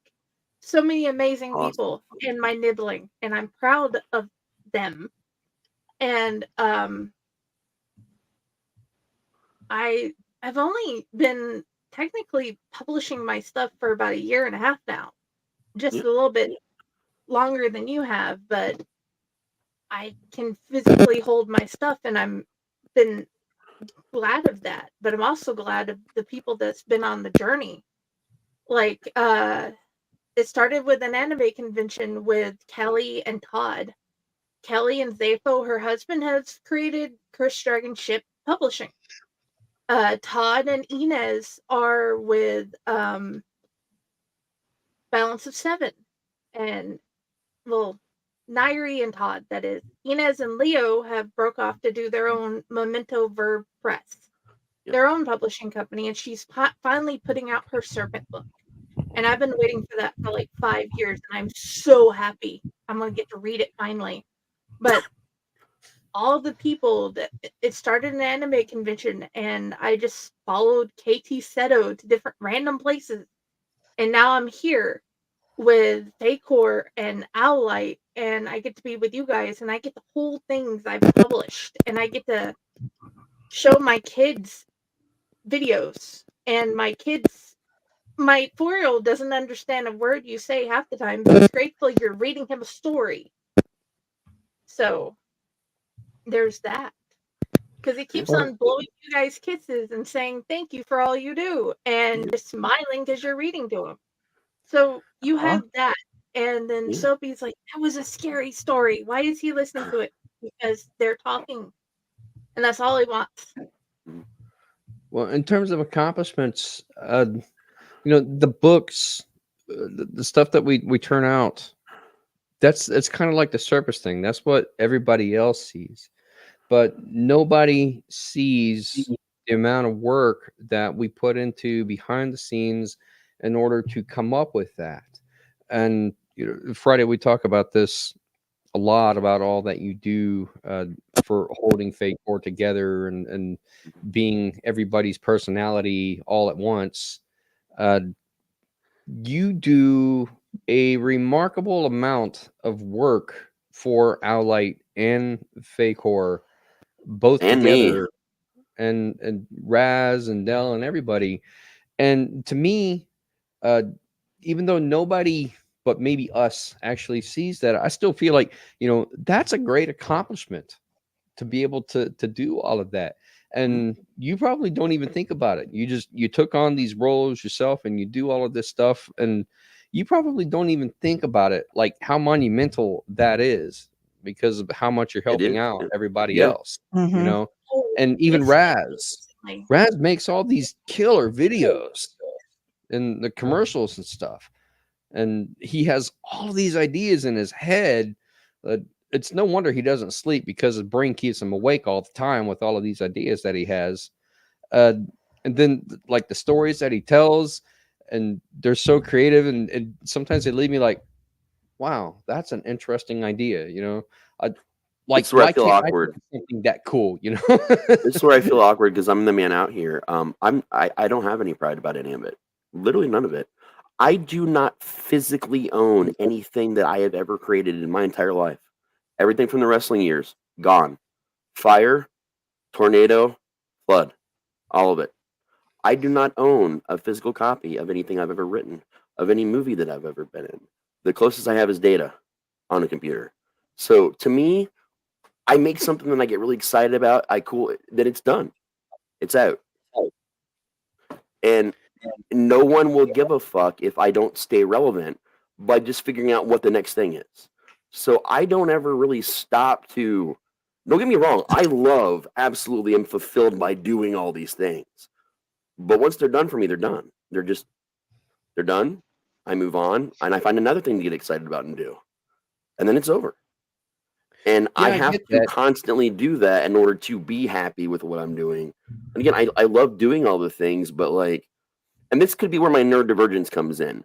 I don't understand pride. There's a lot of emotions and like things that I see it on other people, and I get what it means to people, but I don't know how to feel it. And that's one that I've struggled with, self-worth, pride, things like that. That's stuff I've struggled with my whole life. To me, this is just really cool shit I get to do with cool people. And I'm fulfilled, and I move on to the next cool thing with cool people. And hopefully it's the same cool people as often as possible. I get that, but sometimes that's where other people come into play. If you can't take a sense of pride in it yourself, that's where fans, make up for that pride for you.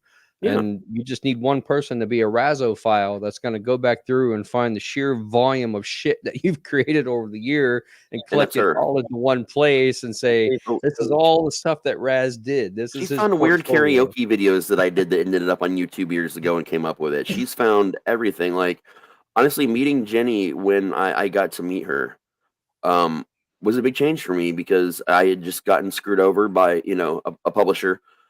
Three publishers in a row, and went self-publishing and was giving up on myself. Then I met the guys. I met everybody over at Right and got into creepypasta and No Sleep and thought, oh, maybe I can do this. And then I met Dell, and then we did all this crazy shit. And then my whole life completely fell apart all over again, and I was done. And then just as I started putting it back together again, more bad things happened. But that's also the same time I met Jenny. And Jenny being excited about what she was, reading and talking about, and wanting to, like, I'm fucking nobody, and here she is talking to me and excitedly, and I can tell she's actually read what I've written because she's asking me questions about it, and she's talking to me about it. And there was a difference at the time between me talking to other writers that I knew, and talking about writing and things like that, and talking to someone who was primarily a reader first, who just randomly found me and read something I did and started talking to me, and like that made a big difference in a time in my life where Del can even tell you that I was kind of primed to walk away from writing for good around that time. It was pretty bad. Do you have any idea how hard it was to find out it sees you? And then Patty helped. And there's one more thing that I wanted to add. Yes, it has weighed on me. I realized one of the most important things in my life, one of the most important people have completely decided that she doesn't want to be a part of any of the things we've been building for years. And then she's completely walked away with it. But she's left me with all the things we built. And people are still asking us to do it. But now I'm doing it, but I have others who want to do it with me. And how hard it hit me when she finally just broke off completely and said, I'm done, and completely logged off and changed everything, said it's all yours, and walked away and hadn't talked to me for 3 months and said, no, I can't talk to you. And I'm like, I am no longer important to you. And you're one of the people in my entire life for 34 years that I'm supposed to be at least important enough for a high. Yeah, at the very fucking least. And Raz and I were talking, and he wanted to change something, and it hit me so hard that I couldn't do that with her anymore. And everything I'd fought to make with her, and he got the brunt of it. Where this is the part where mental health matters, guys. You may not know you have a trigger until somebody hits it. And they did not mean to. They're like, I love this thing you're doing. Let's do more of it. And then that happens, and it feels like they hit you with a sledgehammer, and you didn't know it hurt. And luckily, he's a good enough friend to understand my mental health hit the shitter that day. I'm not your friend. I'm your brother. We're all family here, man. And that's the difference, too, with friendship and family. You can walk away from a friend. You don't walk away from the family that you choose. Things get tough, you sit down, you talk. If you're meant to be family, you're meant to be in each other's lives, you sit down, you talk about it. And if you can't, get the fuck out. You're done. We can't spend our time on the people that don't want to be there. And after I screamed and cried for a couple hours, I realized I just said something really bad to you, and I didn't mean to. But also, Josh heard me, and I talk to her every day. How did I forget her name? Jody. Jody heard me crying and screaming about this, about how bad it hurt and how much I was overwhelmed. And and after that, I felt better because I screamed and I cried and I talked about it, and I just accepted it. And I could move forward, and I'm like, no, he had a really good idea, and I just couldn't deal with it for a few minutes. But it happens. I mean, none of us expect to get as upset as we get upset over things that we're not prepared to deal with. Like, I mean, there's shit that made me laugh 2 years ago that now, when I run across it, I fucking lose my damn mind. I will, like, go hide somewhere and I'm not even very emotional of a person, but I will break down and cry over some things that used to be my favorite things in the world. And I didn't know they weren't still my favorite things in the world until I experienced them again years later, and it just hit me right in the balls, man. And that's mental health. That's what it is, man. Like, you can celebrate your triumphs, but even when you're doing that, something is going to come around and kick you in the balls. It's just about how you deal with it. Or the people you gather around you, make your family, your tribe, you know, to help you get through that. And I think people discount that, you know, a lot, and how important it is to have people that are there. And a lot of people, like, it doesn't matter how many people you have around too, because there's still going to be days where you feel alone. It just doesn't matter. That's the human condition. We're going to feel alone. I could be in a room full of people I love, and in the right head or in the wrong headspace, I'll feel like I can't talk to any of them. Logically, I know I totally can. But the depression voice starts talking, oh, you have to deal with this on your own, you know, no one will understand, you can't talk to anyone about it, they'll think you're weird, or they'll think this or that, and you listen to it because it's the loudest voice at that moment. Because it's the one inside your head. Yep. And Stefan, like I was saying before, I honestly, as we're talking about the thing inside your head, a lot of the stories that I'd written, things that I'd written for like the show and to do stuff like that, I didn't even think about them as being stories that would be read by anybody else ever put in something. It was just like, oh, this was just something I threw together for this. But then going back and working on some of them where it's like, okay, if I did just a little bit of editing, I could definitely probably make this into a story, into something. But I'm trying to find the connecting thread that keeps everything together. So that's why I have it in the collection. That and the whole pain in the ass of putting together everything currently is just one of those, like, seriously, no. I don't want to go through and try to find all of the stuff that I want. But I do have collections that are building, and I will try to put some stuff into a collection sometime soon. I will put something into a collection. It's just I need to take the time to go through, piece together what things work, and then go ahead and get the editing and everything done. And sometime in the not near, but the not too distant future, that will release the collection. And Raz, we need to get together and celebrate you in Dellsburg. I mean, celebrate, like, even though the hangover is hard, you don't regret it. Why would you regret it anyway? Oh, my man, every time I think I'm going to celebrate and party and drink, I'll go and we'll buy liquor, we'll buy some Smirnoff Ice. I will drink one Smirnoff Ice and take like a shot of something, and I'm like, put that on my stomach. Like, nope, I'm done. That's why it's so rare that I'll buy alcohol, because I've still got alcohol. Oh my God. I bought this for the 24-hour stream and still have some of it in my fridge. It was the Smirnoff Red, White, and Blue that I was drinking during the show in the cans. I've still got some of them in the fridge down here. And I'd actually bought them originally a month before we did that show. That's how often I drink. I have a really nasty ass White Claw in my fridge. I was ordering stuff one night, and the GoPuff thing had like 40% off all alcohol up to $20 off. So I was like, well, okay. And so I started looking through their list of stuff, and I was like, oh, I'll grab a 6-pack of an Sierra Nevada IPA. Yeah, that's pretty good. I like that. And then they had this whole section of things that were on sale for 25 cents a piece. And it was Heineken, like individual bottles of Heineken, individual White Claws and stuff like that. And you could get up to 2 of each flavor and type. So I just, with the exception of mango, because I'm deathly allergic to them, bought 2 of each of the different White Claws that they had and the Heinekens as things to have in my fridge for when people come over, which never happens. So,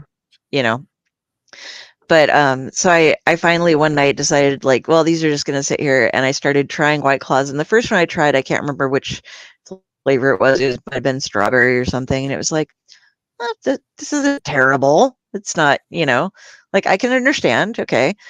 And then I got to one, and it's like some sort of blackberry something or other. And I like blackberries, but this was weird tasting. So I drank the one, and there's the one left in my fridge. So the next person that comes over and wants a beer or something gets to have the weird ass White Claw. I'm not a huge fan of White Claw. To me, it all tastes like TV static. It's what I imagine TV static would taste like. Back in the early 90s when I was in college, we had something called Zima. I knew you were going to fucking say Yep. Zima. And if you did put I Jolly imagine- Ranchers in it, you weren't doing it right. I imagine White Claw is kind of like the new age or the millennial Zima or whatever. No. Even Listen, Zima was better tasting than White Claw. Zima tasted like hot garbage. That's why we put Jolly Ranchers in it to give it actual flavor. I served so many frat boys Zimas with grenadine Oh, that was Zima. at the bar. Oh, that was a big, yeah. I was just like, oh my god, really? Boone's Farm. I got some $2 Chuck going on over here. Well, $4 now, but I have stories about Boone's Farm. Charles Shaw. If you aren't familiar with it, it's the wine that you can buy for $4 a bottle over at Trader Joe's, and you should, because it's not a bad wine. It is not a super expensive wine, but it's not your normal $4 wine. The Vineyard was selling it at one point for, like, depending on the wine, between $15 to $20 a bottle, and then Trader Joe's bought them out and kept making the same product, but just dropped the price dramatically because they could afford to. So, yeah, it's not your like, ooh, I'm bringing this to a party to impress somebody type of wine, but it's a sitting around hanging out. It's a pretty good wine. I had an apartment in college I lived in for about 4 years, and it was located right next to a Texaco station. And I would go up there, and I don't even know if these wines still exist. We called them sulfur wines. One was called 5 Star, and one was called Thunderbird. And of course, there was also Boone's Farm. Boone's Farm at the time, this is early 90s, Boone's Farm was only about $3 a bottle. And 5 Star and Thunderbird weren't much more, maybe $4 and $5 each. And, you know, for a broke ass college student, this is what I ended up drinking. And there were times when I drank so much of that shit, I gave myself alcohol poisoning, and I would end up passing out on my balcony in my underwear. And you had to drink a lot of that shit to get alcohol. Yeah.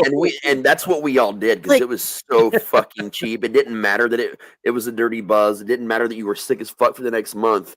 Like Purple Passion. How many of you remember Purple Passion? Yep. We made that shit in a bathtub once at a dorm party or a frat party. I remember, Yeah, let's see, Mad Dog 2020.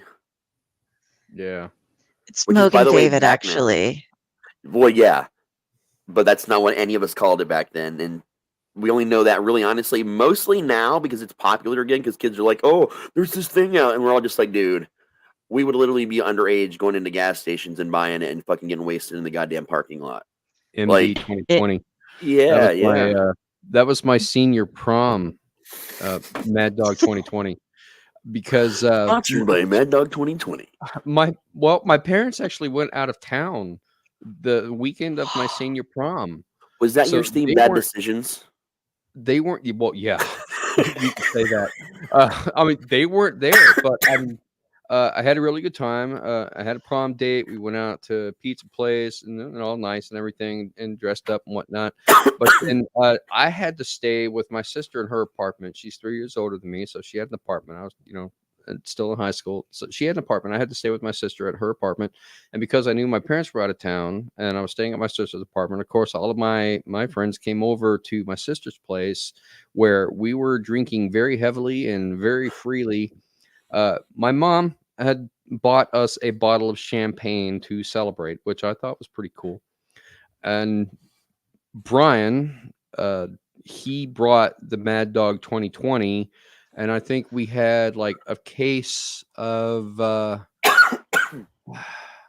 it was either a case of Guinness or a case of Heineken. I can't really remember, but we were drinking rather heavily, and I got fucking wasted that night.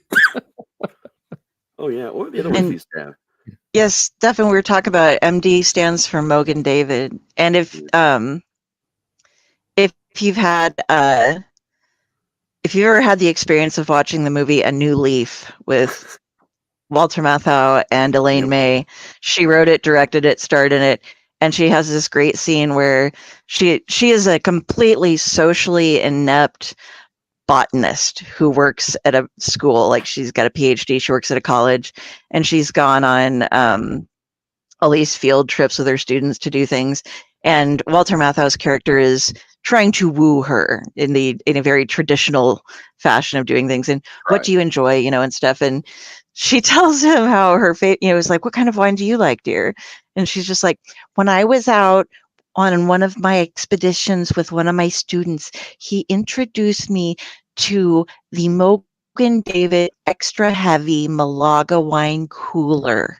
And what you do is you get Mogen David's Extra Heavy Malaga wine and you pour it into a glass along with some seltzer water, and that's what makes it a cooler. And then you add a lime and squeeze some lime juice. And so they're both millionaires, and he is sitting on this rug and he's getting ready to propose to her, and he pours this horrifying drink, and she's drinking. She's like, and she's getting wine all over her mouth, and he's trying to dab her. He spends a lot of time trying to clean her up in the show. She just walks around with crumbs and tags and things. Yep. And she's just like, oh, I didn't mention, you should have gotten straws. So you got to drink these with a straw. And he's just having a heart attack over he's used to the best of everything, and he has a gentleman's gentleman, and he's trying to do all these things. She's like, yeah, she has no clue. But yeah, she was a big fan of the Mogen Davids. Oh yeah, I mean, we didn't even mention the other two really big ones. Seagram's. Oh, Seagram's was enormous back then. Seagram's like that shit was fucking water. Oh yeah, dude. But also that was around the same time that Jack Daniels got into the wine cooler game, and of the wine coolers they did, the most popular one became the Jack Daniels Down Home Punch, which later they stopped doing in just 6-pack bottles and did a giant actual jug of a giant like when you imagine a big glass moonshine jug, like that size, just full of growler. Yeah, growler. Yeah. Literally, just full of that shit. Okay, now there's a way you have to know, boys and girls, how to drink out of a growler. What you do is, and I'm going to pretend this is one, but it's not. They pretend this handle just goes like this, and this is attached to a huge bottle. You hook your finger here, and you balance it on your shoulder here, where the drink is, and then you tip up and down to drink. So you do not share a growler. No. I mean, you can, but if you want to be pro, that's how you just keep it there, and then you. Yep. So you're ready to go. Just for your cigarette.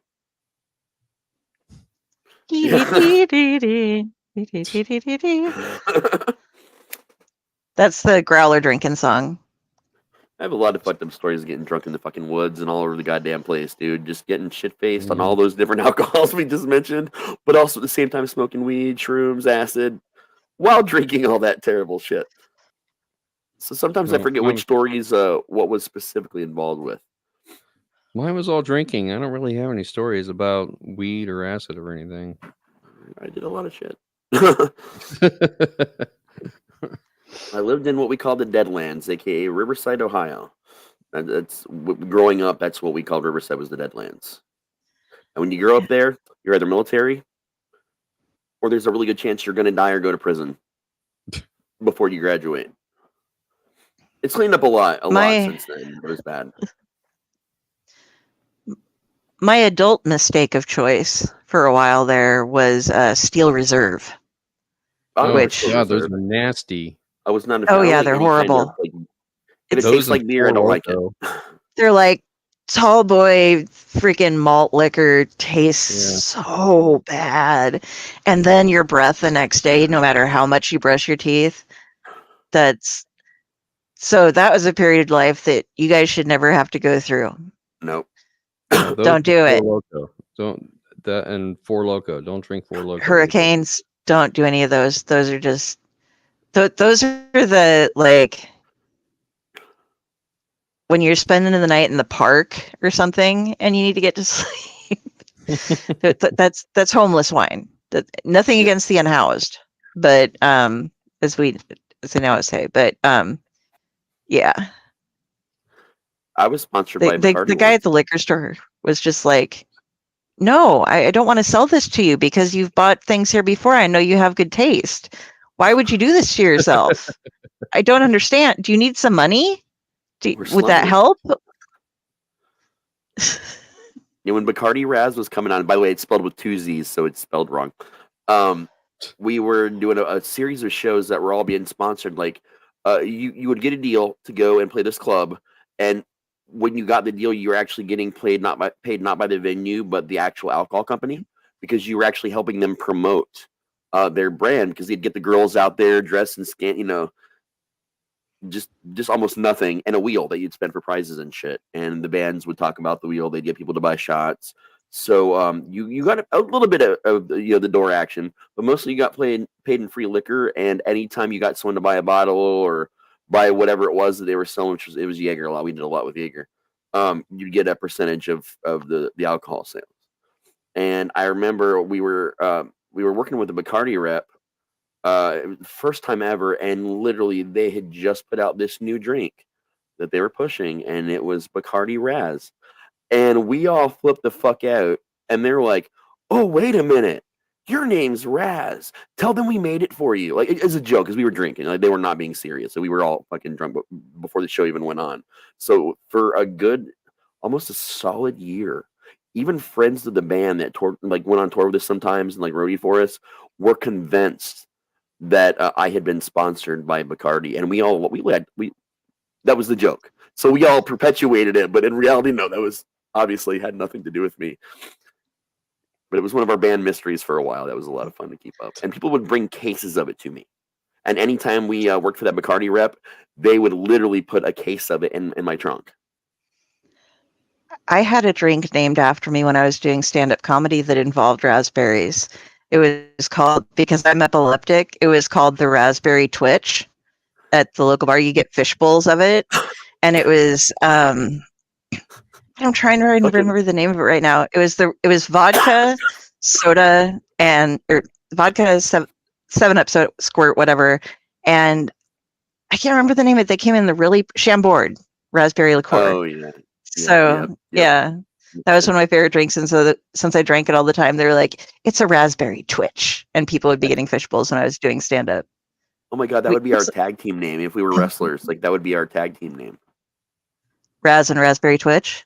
Just Raspberry Twitch, because Brooke calls me Raspberry all the time instead of Raz. Like, actually, a number of people call me Raspberry just to fuck with me. So, like, I'm the Raspberry, you're the Twitch. Like, I remember the first half of the night at a carnival that included lots of Thunderbird and orange juice in the 8th grade. I like how you say, I remember the first half of the night. Yeah. Oh, yeah. I want to come out with a drink, my own signature recipe. I just haven't decided what it's going to be yet, because I am partial to a drink called Sex on the Beach. If anybody's familiar with it, I'm partial to Sex on the Beach, and I want to come out with my own version of Sex on the Beach, and I want to call it Liquid Sex. Already exists. Liquid Sex is already currently a drink, but you could get away with Sandy Crotch. Well, no, I don't want Sandy. That's what happens when you have sex on the beach. Well, yeah, but I want more sex and less sand. Oh yeah. So I want to come up with my own signature concoction called Liquid Sex, because when you drink it, you can't get enough of it, and if you drink enough, you can't see straight, and it makes your tongue numb. Nice. You're doing it wrong, just so you know. I don't know where your tongue goes numb, but you're doing it wrong. I would make the motion, but well, I mean, I guess we're an 18+ show, but I apologize for this, Mom. First of all, no, I get that part, but it shouldn't make you numb. Okay. Nose? Just saying. No, it shouldn't. Well, I have two legendary drinks that I invented and came up with that I'm actually well known in, like, still to this day in giant chunks of Dayton, because when I would invent them and we'd all drink them, some of the local bars found out about them and people started asking if they knew how to make them. And of course they wouldn't, because I fucking made them up. And then I started doing security at these clubs and they started asking me what the drinks were, and then they would make them. And it's stupid as shit. One of them is called Zombie Lemonade. I make this really fucked up version of regular lemonade where I take frozen lemonade, like the Tropicana frozen lemonade. I throw it in a pitcher, and I use real lemon juice and lemon heads candy, lemon drop candy, and Country Time lemonade, and I mix it all up with only a little bit of water. And it is so fucking. It is like the most lemony lemonade you'll ever had. Well, I took that. And, it's very, very yellow. And I made a batch of that drink, Hurricane, which is very blue. And when I made the Hurricane, I substituted the typical grain liquor for actual moonshine. And I put it all together. But you could use Everclear, though, if you didn't have moonshine, and literally put it together. And it just tastes like really strong lemonade. You cannot even taste the alcohol. And it zombifies you like that. And I didn't even name it. Someone else named it. And the other one was Hallelujah, which I named accidentally. I was stranded in Toledo, which is a terrible place to be stranded at, by the way, for a couple weeks. Ended up getting off the bus and not staying with who I was dating at the time because something happened in transit, and this was before cell phones. I had like a pager, and apparently she decided to get with her ex-boyfriend while I was in the bus from Dayton on the way down there, and I had no way of knowing until I got there. And my ticket wasn't for 2 weeks, and it was a long drive. No one was going to come get me at the time. Someone did later, but so I'm stuck down there, and my friend Laura was like, well, you can crash with us. Great human being. And she's like, you're probably pretty depressed right now. I get it. We don't have a lot of liquor, but you're welcome to whatever we have. I started looking through there and started pulling shit out of their cupboard. And it was like, it wasn't a ton of any of it. It's like a little bit left of each bottle. It was, okay, they got Southern Comfort. It's not bad. There's maybe a couple shots in there. They got Slow Gin. Not a big fan, but there's a couple shots in there. It's alcohol. They got Amaretto. Okay, there's a couple shots in there. I just got a big cup that I was drinking on from the gas station, a big gulp, and poured all the shots together in one and started going through the fridge and found Faygo Cola. And I remembered from bartending and just from other situations that Faygo Cola is one of the only colas in the world that tastes the same flat as it does fresh. Literally, it's the fucking perfect. The only thing that comes close to it is RC. RC and Faygo are the number one things, honestly, to mix drinks with cola-wise. And I just mixed it all together. And it tasted really fucking good. I was really surprised. And I drank the entire 64-ounce cup that I poured all this shit into. And I went to lean for a second, and I flipped out of their kitchen chair, and it tumbled back. My head hits the floor. I gave myself a minor concussion, and but I'm still sitting in the chair laying down, so my feet are still like out and up. And Laura comes in and she looks at me, and I look over and I go, hallelujah. And she helped me stand up. And she's like, what the fuck did you just drink? And I told her what I had made, and she's like, and that's what it did. I'm like, yeah. So the next day, you're not dead. Yeah. Well, that's part of it too. So the next day, her and her boyfriend at the time, Paul, went and bought all the ingredients again. And we spent 2 weeks drinking nothing but like alcohol-wise, just Hallelujahs constantly. And then I brought that back to Dayton with me. And so, yeah, between the Hallelujah and the Zombie Lemonade, which I can drink neither of again for the rest of my life. Put it in the chat so that I can go buy the components to make this myself. Fun fact, if you're sick, you can mix it, the Hallelujah, and put it in the fridge for 48 hours, and it will turn into the equivalent of cough syrup that will legitimately help you with your cough. Like, legitimately, it will make you feel, it'll numb your throat a little bit. You just don't want to, just a couple teaspoons kind of a thing, but you can actually fucking make good cough syrup out of it. To address Stefan's comment here with orgasmic waves, more motion in the ocean, that is a perfect name. I really like that. That's good, yeah. I'm gonna have to see if there's actually anything called that, because now you got me wondering. And I have to say that I love pineapple and I love coconut, and I want to mix the two together with something. And I have a feeling that would be my orgasmic waves drink. It's gonna have to be vodka based because I'm a vodka guy. I love the shit out of some vodka. So vodka with maybe some coconut rum, some pineapple juice, and something else. I don't know. They have the was it the blue raspberry? Malibu, yeah. Absolute has an actual blue raspberry now. I'm thinking it's surprisingly good. I don't know. Maybe I'll try it with the amaretto and see how amaretto sour and see how that works. I would go with something that'll end up blue. Okay, like blue just cacao. Because of the name. Yeah, like blue cacao, or like I said, the Absolute brand vodka. They've got the blue raspberry as well, and it actually does have the blue raspberry like taste to it. But if you added it would really shine if you added the cacao to it. Okay. We'll have to give this some thought. We'll workshop this and I will try this because it sounds really good with the coconut and the pineapple. I like coconut and pineapple a lot too. Okay, well, I'll come down to Dayton and we'll have a night where we workshop this and come up and do some experimentation and maybe we'll make it an Owlite net. We'll film the whole thing. Yeah, fuck it. You can get Blue Maui. Yeah, that's true. I forgot about Blue Maui. Yeah.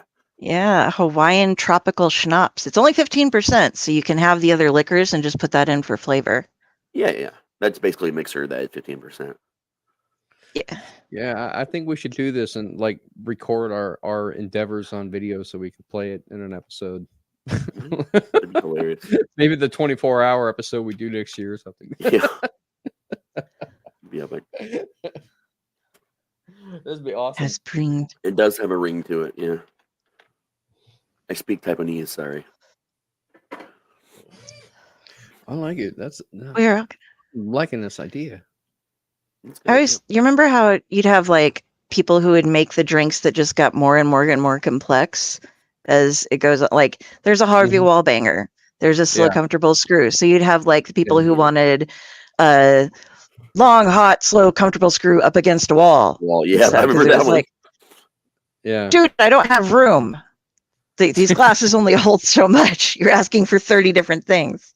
I can't fit them all in here. One of the most weirdly complicated one was the simplest name, the Zombie. The Zombie was, I don't know if you guys had that as a bartender or where you worked, but it's a big thing. It's still in Ohio. It's a number of different mixers and liquors put together. It tastes really good. There's a version of it in stores at Walmart. You can get like in a pre-made jug, by the way, which is not Zombie. It is not what Zombie tastes like or even has the same ingredients. I don't know where they came up with that version of it. But that shit was insanely complicated to make to the point where only after a while it got so popular and bartenders got so fucking sick of it, most of the bars just wouldn't make it. They'd be like, nope, pick something else. There was another one that was popular back when I was in my 20s, and for the life of me, I don't know what the hell was in it, but... Was it Buttery Nipple? No, it was called the Kamikaze. Oh yeah, that was huge. Kamikaze was fucking huge.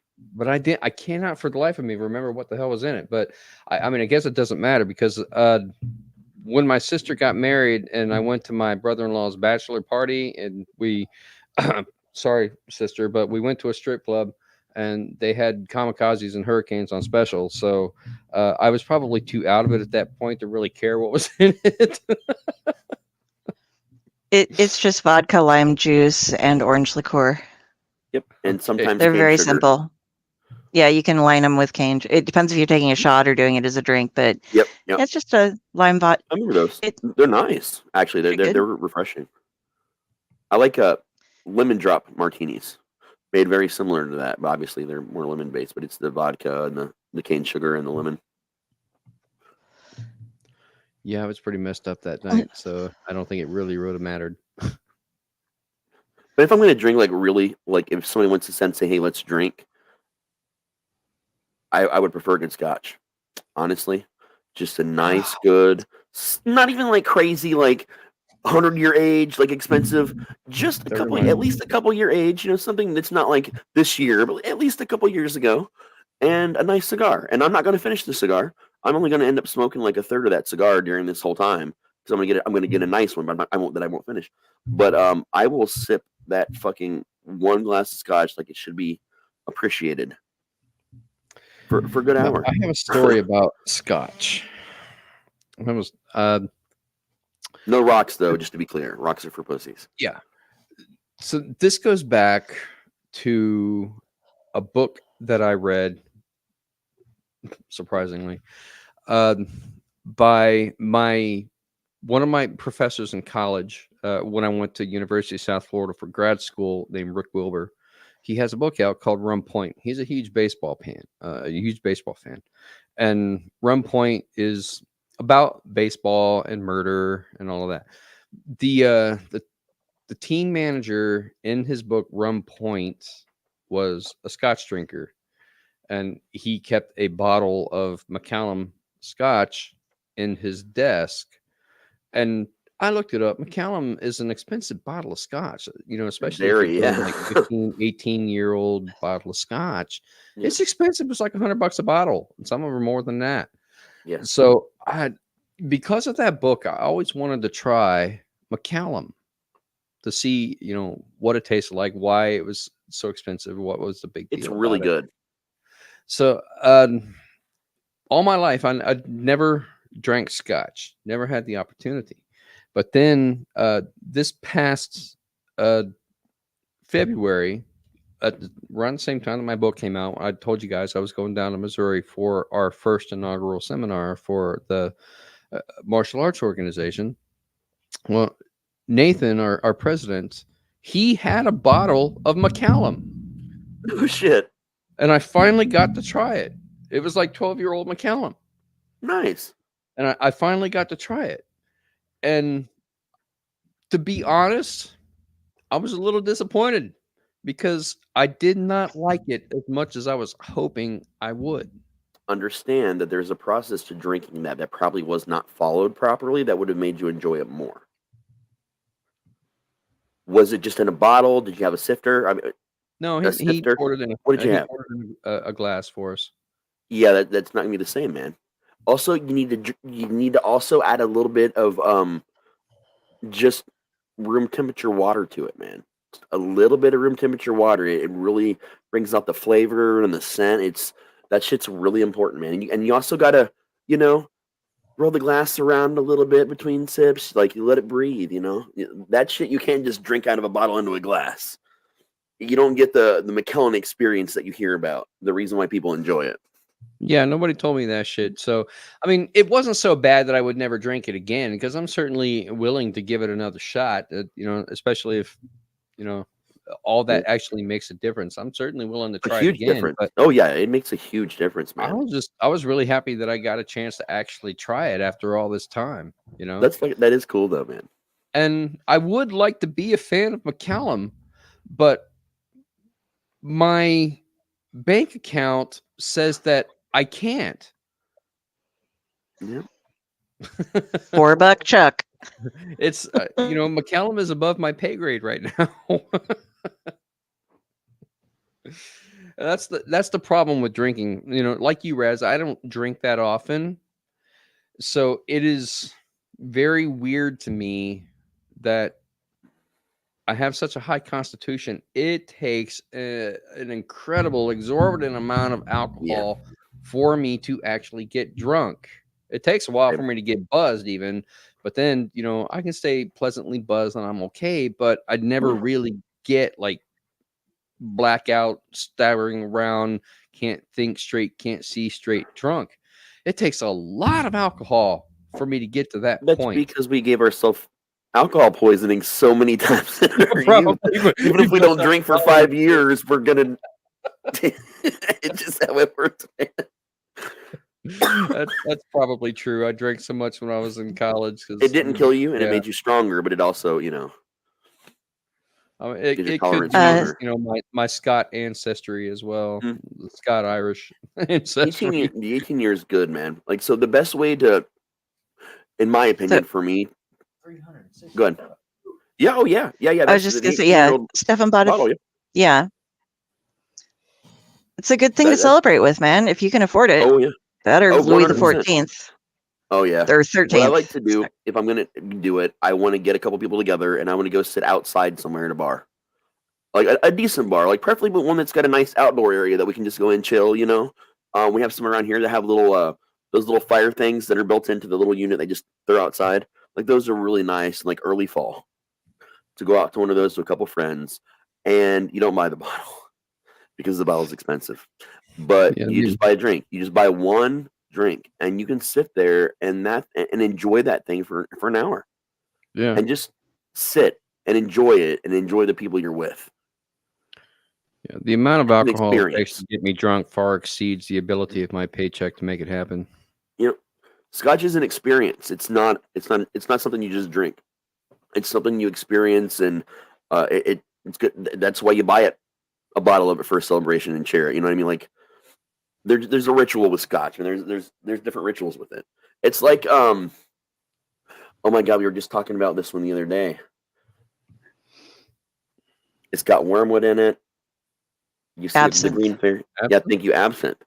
There's a whole long process with absinthe, and all absinthe is not created the same.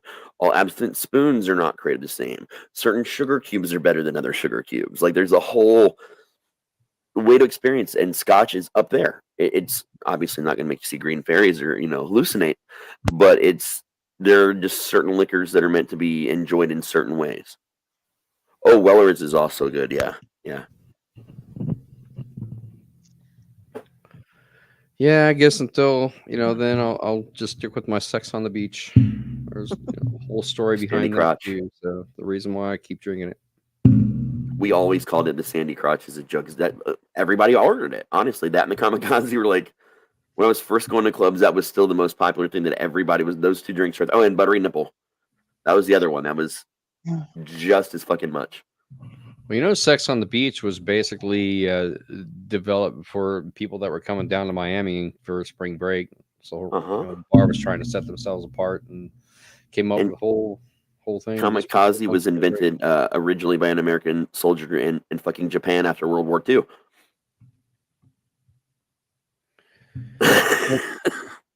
I like the sweet tropical drinks. So I do too sometimes, honestly. Like once in a while, I'll do a Long Island iced tea.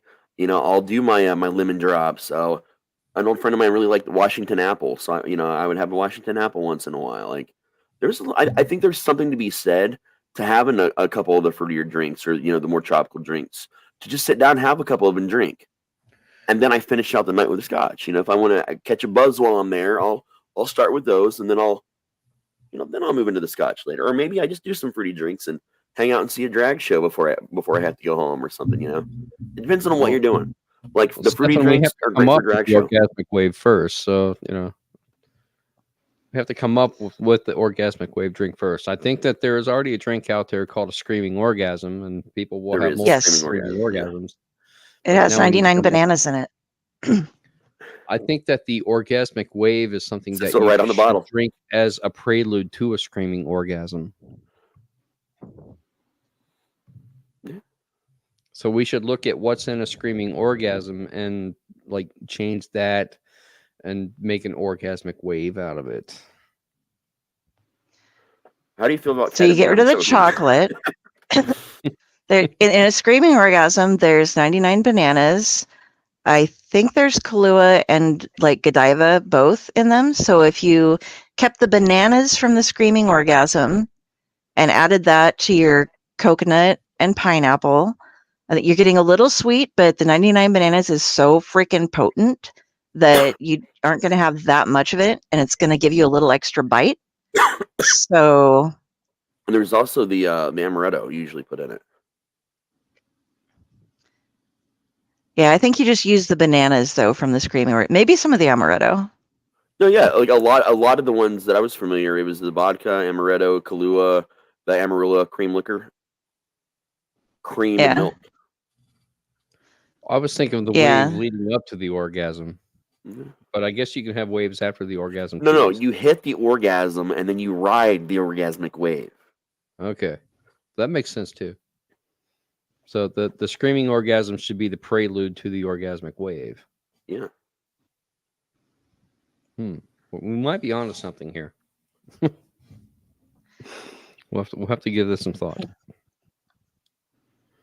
This is weird. Hive mind. Turned into. If you guys have been putting up with us, we cannot see your comments unless you're on YouTube right now, because Facebook and there's an issue in communication between feeds with pretty much every streaming service out there in Facebook at the moment. So we're having to reroute shows. So if you do want to talk to us, feel free to message us or message in the chat. But you got to make sure you're watching us on YouTube in order to do that. And it looks like only 2 of you are actually watching from our YouTube. So again, join us over on YouTube if you want to chat. Yeah. And hi to all the folks over on X from the Dorkening too. Yeah. We are part of the Dorkening. We are. So we need to get our splash pages X up there too to start streaming on, because I've noticed that we're getting a lot more watchers on those channels lately. So it's just, like he said, there's just been some weird, when you send things out, you have destinations that they go to and they're supposed to pick up the feed and they don't. Yeah, they're not, or to get them to on Facebook.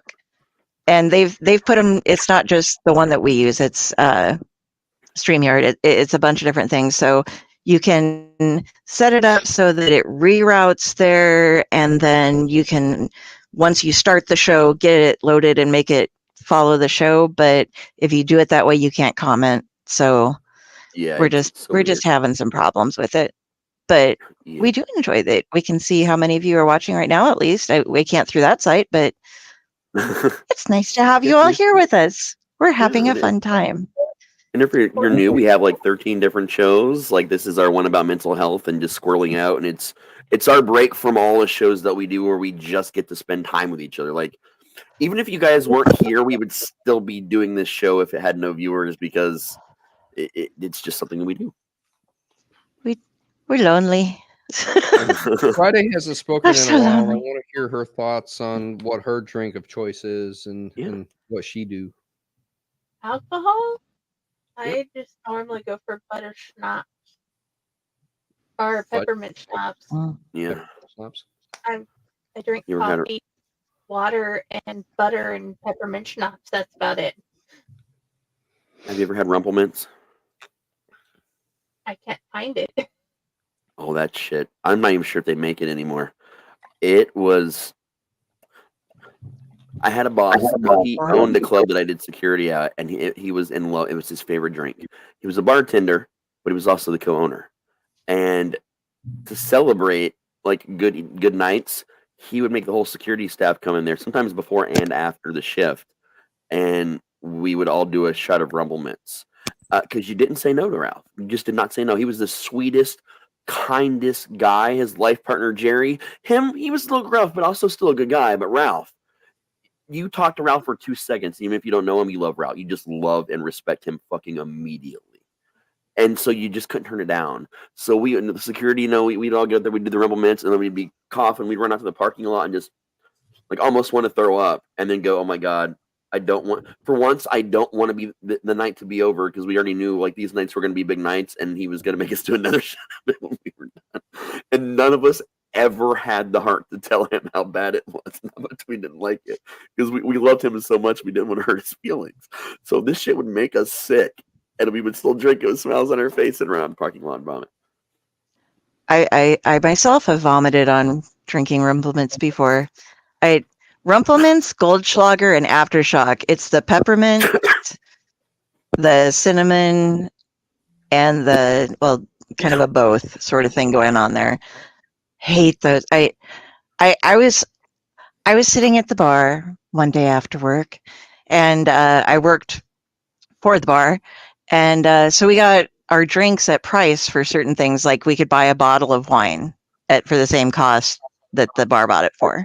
Yeah. And so I would sit there with my book, because like I do, and I would go through a bottle or two of wine. Just I lived like 2 blocks from where I worked, so I would walk back and forth to work and home. And this group started collecting at the other end of the bar, and I'd been there for a while. It was on my second bottle of wine, and they were buying shots for everybody at the bar, and it was Rumplemints, and I was just like, no, that's okay. I'm good. I've got my wine, been drinking for a while. I'm great. No, you're being rude to us if you won't drink it. Come on, man. So I'm like, oh, Jesus. So they give it to me, and it's Rumplemints. And I'm just like, I've been drinking Merlot for like 2 hours now.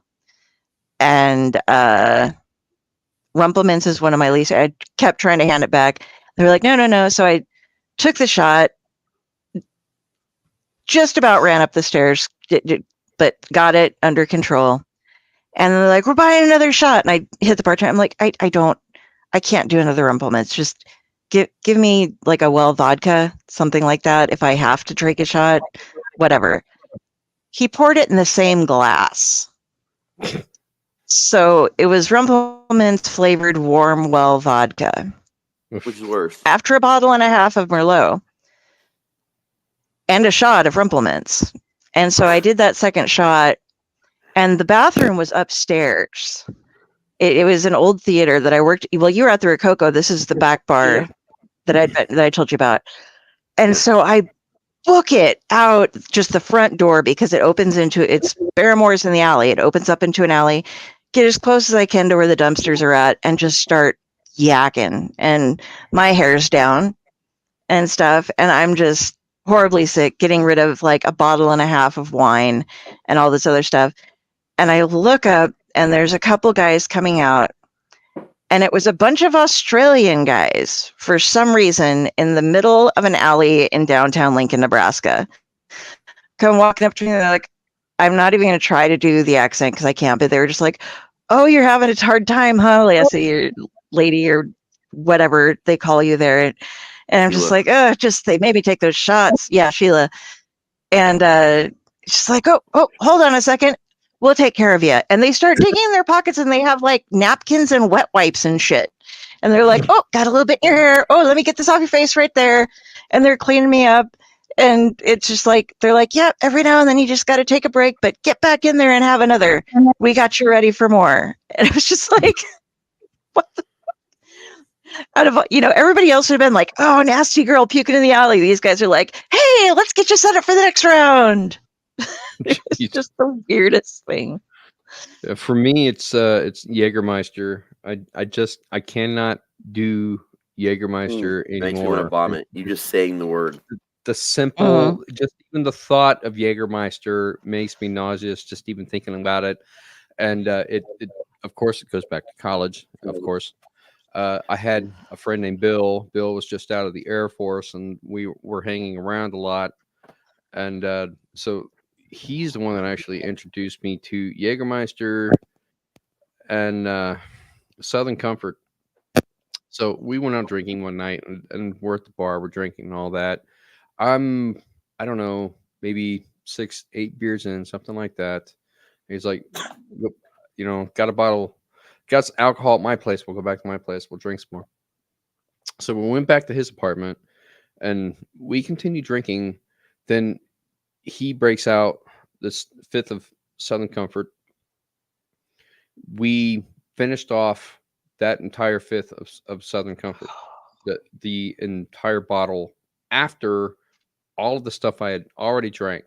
So now I'm 3 sheets to the wind. And then he brings out the Jägermeister. And he pours it in a glass and sits it down in front of me. I can't see straight. I can't think straight. I barely stand up at this point. And I'm looking at this glass, and I go, it's Coke. Oh, no. And he goes, now you remember how I told you to drink it? And I went, it's not Coke. He said, you take a breath in through your nose, then you shoot it, and then you breathe out really fast. So I did. I went, shoot, and all of a sudden, Hiroshima, fucking mushroom cloud in my stomach, just goes through the rest of my body. We continued drinking like that. I had a couple more glasses of Jägermeister until, like, I can't even put words together into sentences. I have lost all concept of time. No idea what time it is. And I was like, Bill, I got to work tomorrow. He's like, you want me to take you home? I said, can you drive? He goes, no. I said, I can't either. And the bad thing is I lived within walking distance of his apartment. I could have just walked home. He's like, "I'll drive you home." I'm like, this is a bad idea just all around. I'm completely blitzed, but I'd still, this is like a bad idea. So we got in Bill's car, and I think we must have been going like maybe 1 mile per hour down the road. I have no, it probably took us like 20, 30 minutes just to go from the distance of his apartment to my apartment. And I live within walking distance. I could have walked there faster than it took us to drive it. And it was so bad. And I had to go to work the next day, and I'm like sweating alcohol out my pores. It was terrible. Well, that's the worst too when you drink to that level, because you can everybody around you can just fucking smell it. And I go into work. They're like, "Are you hungover?" I said, "I'm still drunk." Hungover. I'll be hungover tomorrow, but right now, I'm still drunk. It was terrible. And then I lived in Arkansas in 2006, and I met some guys, Brandon and Derek. They were brothers. And I was over at Brandon's house. He's like, "Dude, I got this new stuff. Like, I don't know if you've ever had it. It's called Jägermeister." And I went, "No." He's like, "Come on in, man. Come on, have a drink with me." And I'm like, I can't. He's like, "Just one shot. Just one drink. Just one drink. Just one shot." And I wanted to be friendly. I wanted to be nice and polite and, take him up on it. But the more I thought about it, the more I was like, I cannot drink that shit. I will get sick. He's like, "Really?" I was like, "Yeah." It's like, I just can't do it, Brandon. I'm sorry. I couldn't do it. I swear to God, ever since then, I have not been able to drink Jägermeister. The simple thought of it makes me nauseous. The band constantly did Jaeger bombs because when we had the Jaeger sponsor there for a while, and because you had to be seen drinking Jaeger to help sell the Jaeger. So the Jaeger bomb it's the only time I've ever had a Red Bull in my life is with Jaeger for a Jaeger bomb. I've never had a Red Bull on its own ever, and I never will. And now I'll never drink a Jaeger bomb again, not for decades now.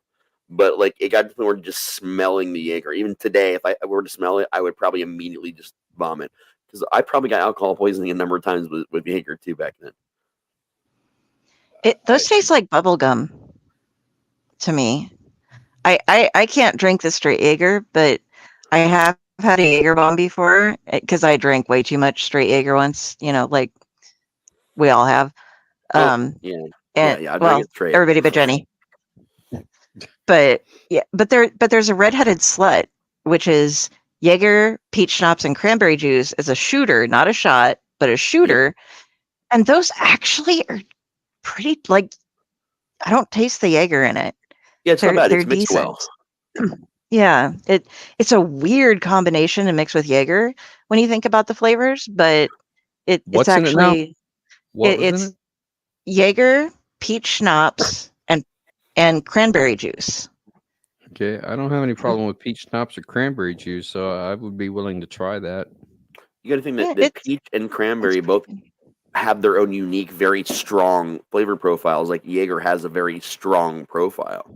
So you're taking three separate things that have very strong profiles, which is going to be guaranteed to absolutely change the entire flavor of all of them at that point. Yeah. You have to mix three things with you can't mix two things that have strong flavor profiles because one will beat out the other, but three, that's the magic number there. It's like dry and fruity at the same time. You get that dryness of the cranberry and then the fruit mix up, and then it buries the Jaeger. So you don't really. And the other thing is having that juice in there, because schnapps and Jägermeister, like I was saying, the other ones, the Rumpelmans and all those, they're all thick, slightly thick alcohols. And they stick to your mouth. But having the juice makes that not be a sticky drink to you as well. Right. It's like a spiced drink. That's what the Jaeger does at that point in time in that shooter. It's almost like a spice more than it is its usual flavor. Yeah. I wouldn't mind having a redheaded slut in my life, but I guess a drink would be nice too. Oh, and then the worst one ever, Jaeger and Rumpelmans to make a dead Nazi. Sorry that I said that is in reference to a drink that was like one of the most popular drinks and having to smell those both as a bartender and be pouring them, it was just like, oh God, I'm going to die. I had a friend that was obsessed with Ouzo, and that's all he would own was Ouzo. That's it. That's all he'd fucking buy. And that shit tastes like black licorice. I didn't mind black licorice growing up because that was one of my grandma's favorites, and I was the only one that would ever eat it with her. Acquired taste. So I was like, okay, yeah, I can drink this. And then I got really drunk sick on it once because we decided to make a new drink called Forever Ouzo by mixing it with Everclear, and gave ourselves such severe alcohol poisoning. We both had to be rushed by his roommate to the hospital emergency room the next day, because when he found us, we were still extremely fucking ripped and sick. And I crawled into a cardboard box and lived inside of it for 11 hours and would not come out because I was so sick. And I just needed to be away from light, but I couldn't stand. And there's a big cardboard box they just moved in. So I literally lived in a cardboard box for 11 hours. If you've ever had Sambuca, Ron, it's similar to that. Ouzo is a more expensive version.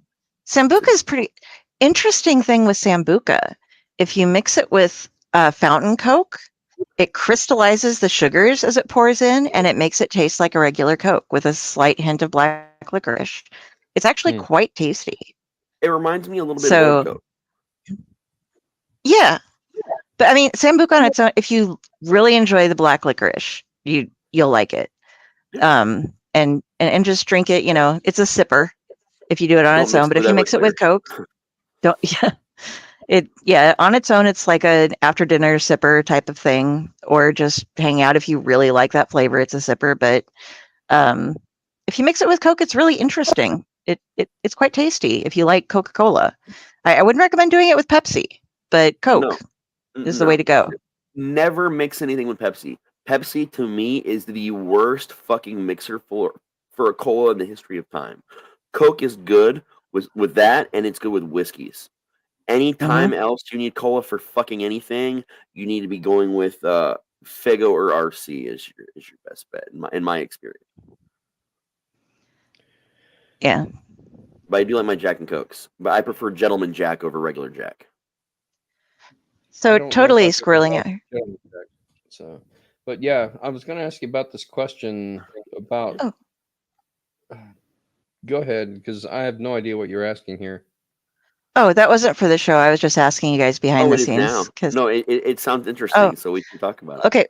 Okay. Well, first of all, I wanted to say, if you don't know right now, Coca-Cola has teamed up with Marvel, and they're doing these cans on Coke, Coke Zero, and bottles of Coke that are Marvel characters, and it's similar to like the 19 Crimes wine. They have is it AU that or whatever augmented reality AR thing, where if you go to their site and you click a QR code, and then it'll let you like look at your can, and it will do things on your phone for you. But not only that, they have them set up so that if you with certain pairings, people will fight each other or have an interaction with each other.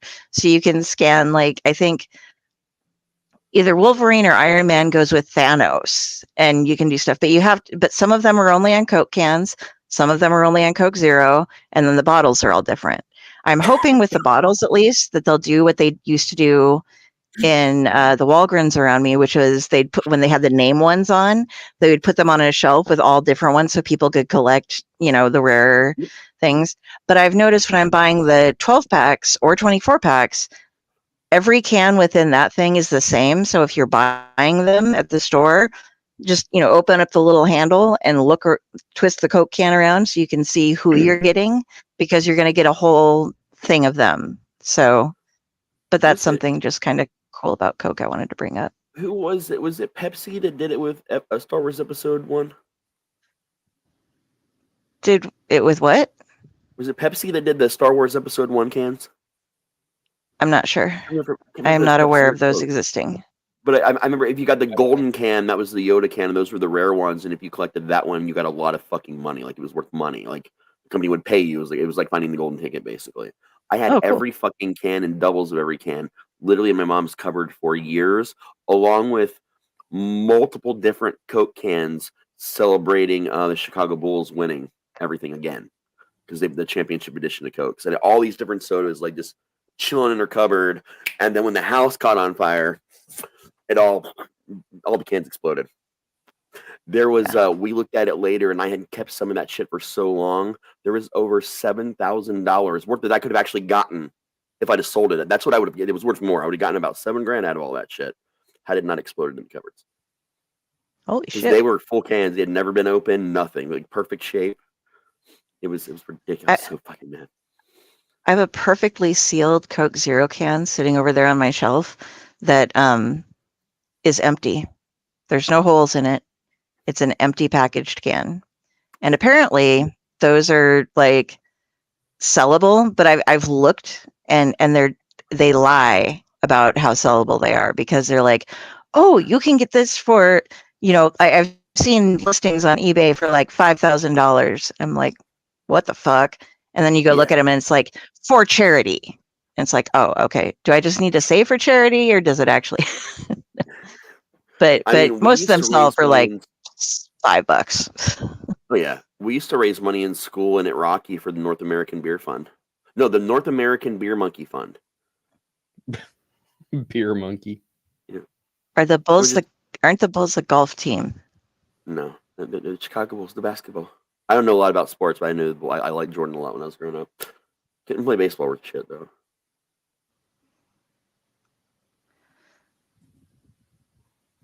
I'm still curious about this question. I said nothing about drinks. This is the type of person I was. I didn't drink. I read. Oh, Narnia drunk is the best, dude. You don't understand. As soon as you read about it, you're like, I need a charcuterie board because they describe all the food and everything they do there. So it's just like, oh, gotta go chop up some meat and cheese so I can drink with my Narnia. Yeah, and then every time Aslan, the lion, is a pompous asshole, you take a shot, which is like pretty much 50,000 times in every book. Yeah, we called him Aslan. He's not a tame lion. I have a fanfic theory going on here. Wait, hold on. Did you guys ever do the Turkish Delights thing? Yes, we did for Christmas. How did that turn out? Because I've still never. That's something I've always wondered what the fuck they tasted like, and I don't remember you guys ever telling me what they tasted like.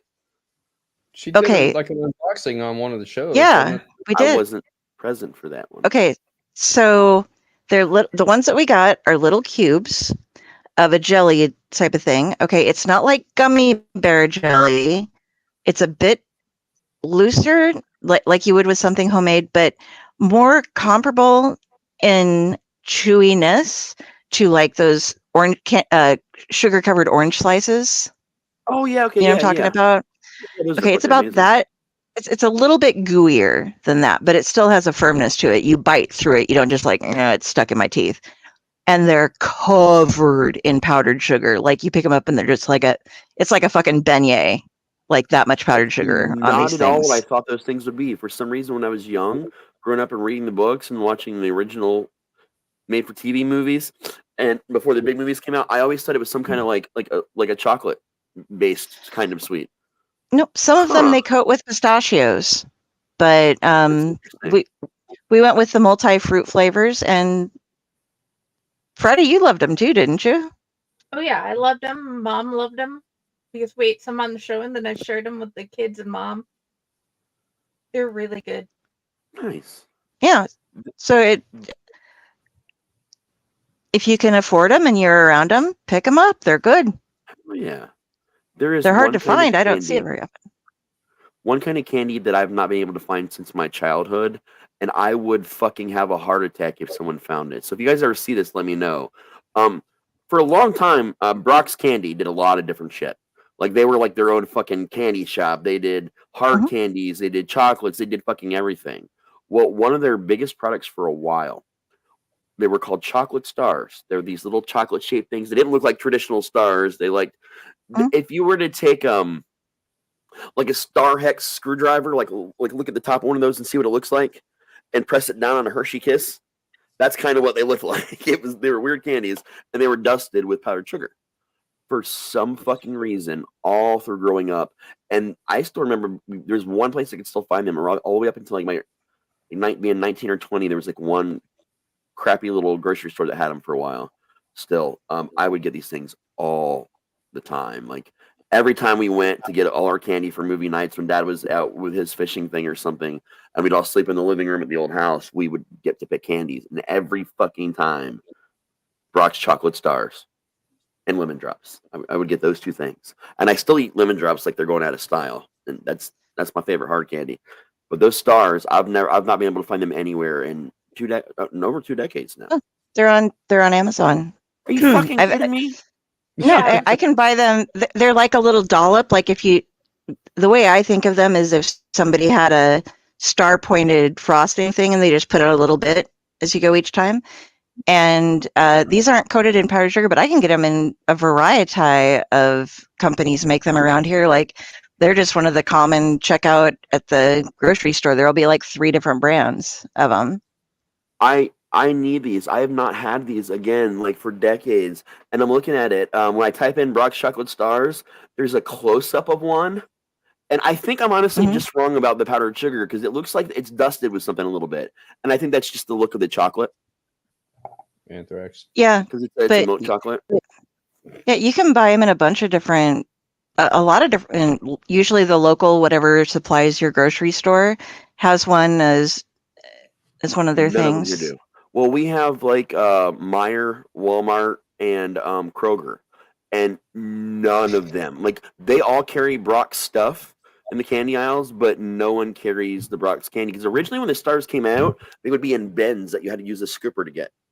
And grocery stores did away with all those scooper bins around here like decades ago. So just you could never, yeah, exactly. They never had packages. It was always just containers that you use the scoop to get shit out. They never had packages of them, and I've never seen them packaged. So that just blew my fucking mind today. You're welcome. You can have chocolate stars again. Well, I got to get some money again. But as soon as I do, I'm buying me some fucking chocolate stars because I'm excited. Spend all his money on his new computer. Mm-hmm. Well, and bills. That's not a bad thing to. Mostly bills and the tickets for, Michelle's birthday. Looking over at Facebook and all of the groups that we have, there's chocolate stars being linked to Raz in all of our pages. That's so fucking awesome. Dollar General, see, I've not seen them in our Dollar General. But to be fair, I don't go in Dollar Generals all that often. And when I do, I'm there to buy like one thing really quick. So I may have to look. See, that's a different brand though too. That's Sweet Smiles. It's not Brock's. Yeah, and I know, but I'm saying until you can get the others, you might find it in your Dollar General. Oh, I won't look. A lot because I won't look only because I remember a certain flavor profile in my head, and if I try something and that's not it, I know how I'm going to react to that. I'm going to hate it even if it's good because it's not what I remember. I get the same ones that you get the chocolate covered peanut clusters with too. Oh, those are good.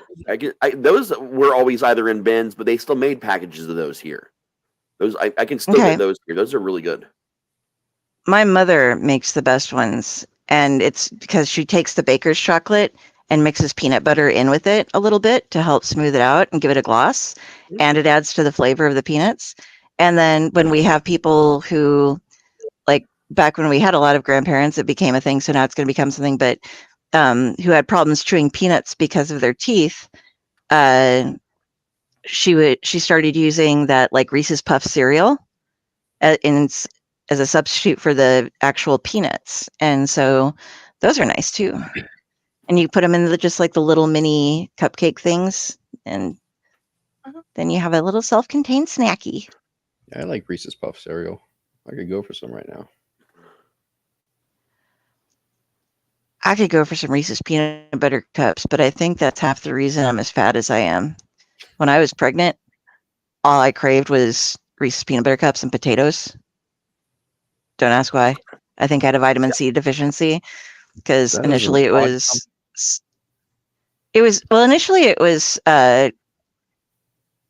grapefruit, but I got it was eroding my gums because of the amount of acidity I was getting in. So I looked this stuff up later, and potatoes are a huge source of vitamin C. So if you're craving them, it might be because you have vitamin C deficiency, which I obviously did because before that it was the citrus. I want to make this book that's like pregnancy cravings, what you want versus what you should eat to get rid of it that's actually not nasty for you. You know, so if you're staying healthy, you can like, I'm craving this. Okay, this is a major source of these things. So boom, there you go. That would be helpful. Very helpful. Well, there's your next book idea. Yeah. Yeah. Hinata. She's sitting on the table. Orgasmic waves of chocolate. Not to be confused with Hinata is chocolate just starfish and hot dog flavored water. Chocolate starfish. chocolate starfish. What? Chocolate starfish and hot dog flavored water. Mm-hmm. It's a Name of Limp an Bizkit album. album. Oh, okay. Chocolate starfish is an asshole. Right. That's Okay. So I was going to like read this quote from Tom Robbins from Still Life with Woodpecker about tequila, but I don't know if we need it or not. Well, you already set us up for it. You might as well. Well, it, okay, I like, was gonna do all right. this. Okay, so I'm sorry, Hinata's on the table where she's not supposed to be, and she's going to knock something over, so I must move her. So I really enjoy certain drinks, and it's hard to describe them, but I think this, even though I'm not like the hugest fan of tequila anymore, and part of it is because I've only drank like Cuervo as a general try of it. I have had some better tequila, so I can get it a little bit. But have any of you guys read Tom Robbins' Still Life with Woodpecker? Mm-mm. I have not. Are you familiar with Tom Robbins in general? I I am. read Jitterbug Perfume. Okay, so this is the way he describes tequila. Now, tequila may be the favored beverage of outlaws, but that doesn't mean it gives them preferential treatment. In fact, tequila probably has betrayed as many outlaws as has the central nervous system and dissatisfied wives.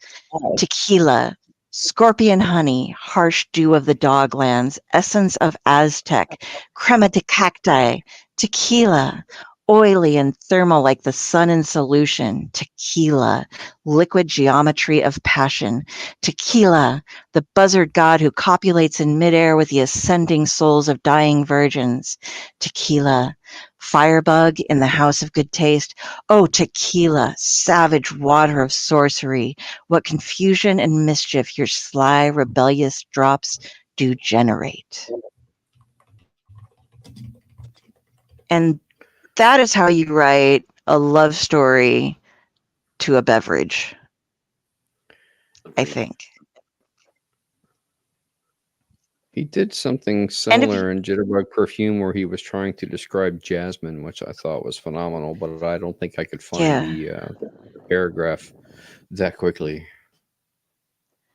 Yeah, he is a fabulous writer, and Still Life with Woodpecker is such a very bizarre story, and it's where does love go, or how do you make love stay, something like that.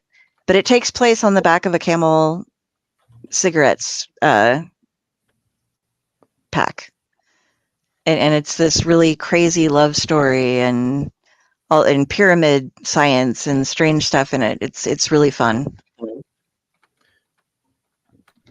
Well, as fun as Tom Robbins get, he's got that kind of dark, fun thing going for him. But I had to look it up to confirm, but he also did Even Cowgirls Get the Blues, and I do recall reading that a long time ago. I don't remember too much about it. Just a girl with extraordinarily large thumbs that was hitchhiking across America, but I don't remember like the whole plot to it. He's great. Enjoy it. And then I confuse him with who is it that wrote damn it, Blood-Sucking Fiends and Lamb. One of my favorite writers ever, Christopher Moore. Okay, there we go. Yeah, because I got Tom Robbins and then I get Tim Robbins confused with him at times, and then for some reason Christopher Moore got sucked into that circle. Don't know why. Because when I interviewed him, he thought he had made up the Archangel Raziel because he'd never heard of it before. So, like, it was weird because I found out about him as a writer because the book The Stupidest Angel, which was the first appearance of Raziel in the Pine Cove series. And a friend of mine had read the book and was like, oh my fucking God. Somebody has had to have met you, and this author is from Ohio, and I think they somehow knew you, and they turned you actually into the Archangel Raziel because it is literally your sense of humor. It is fucking you. Please read this. I started reading it. Raziel got introduced. I stayed up for like 17 or 18 hours and read the whole fucking book. I could not put it down and got obsessed with it and started reading more. And so years later, many years after that, but also many years before now, like it was like 7 years ago probably, I got a chance to get him on Twisted Geekdom, and we talked about Ohio, his time here, just different stuff. And I finally brought up, I was like, so Raziel. And I told him this story about how I got introduced. He's like, it is kind of weird to me that I'm meeting you, and like I'm sensing your personality, and it's super weird that I had this character I was thinking of named Raziel that you act like, but I thought I'd made that up. And I was like, no, and I actually gave him a quick history lesson on the Archangel Raziel, and he was like, holy shit. That is the weirdest, most coincidental thing of all time, and thank you for being a fan of my book. And my ex-wife was also a big fan, and he had done a book, well, it was a series, it turned into a series later, but the first one was called Dirty Job. It was about a pawn shop in a little voodoo dolls, and she'd actually done a 3D multimedia painting of the voodoo dolls at the pawn shop and like mailed it to him, and he remembered it, having no idea that it was my wife and was still at the time when we were doing the interview at all. Like it was just a bunch of weird coincidences, but I fucking love that dude as a writer. Like the Lovecraft Cafe in Pine Cove, everything. Oh, dude, I would love. We should see if he can come here. Come join us, Christopher Moore. We would like to have you. He's a brilliant writer, man. I love his shit. It's that blend of comedy and horror that I really enjoy. Yes. Did you know that I have that camel from that Camel cigarettes pack tattooed on the big toe on my left foot? Did so I will you forever have know? camel toe. Did you know that my grandfather actually sat on the pyramids and was like, I was smoking Camels once, and he was like, "You see that right there?" I'm like, "Yeah." He's like, I have a picture back when I was in the war, and we went to those pyramids, and I was sitting there. I was like, yeah, it was pretty fun. I was excited about that one. When Camel cigarettes were invented. Dude, the Raziel thing, that's crazy. That like it reminds me that he thought he made it up. When Dan Chichester and oh god, sorry. Howard Mackey. I've been drinking a little bit of wine tonight. A little bit. But my fucking shoulder. I haven't drank for a few days. I'm doing things. I'm getting into PT next week or so. But when they were doing the interview on the Dark Side of Marvel, and I was asking them about how they came up with all of the stuff for Rise of the Midnight Suns with all of the Lilith and the Lilin and all of that sort of backstory. Well, I was talking to him because I was like, well, I mean, how did you do all the research for that? Because, now we have the internet and you can just easily look things up, but fans can as well. And, and it's a lot of like, oh, well, this was BS because I read right here that this is, there's a lot more controversy. And they just sat in a room and basically made it up, and then were approached by, I believe Dan was, some guy who was a religious scholar, and they had come up with like a book that had recently been translated, and there were like only a couple copies in the world, and it was like being housed at some library, and you could read it. And he was like, so how did you know all of this stuff? Because this is all literally from this book that most people haven't had access to yet. And they were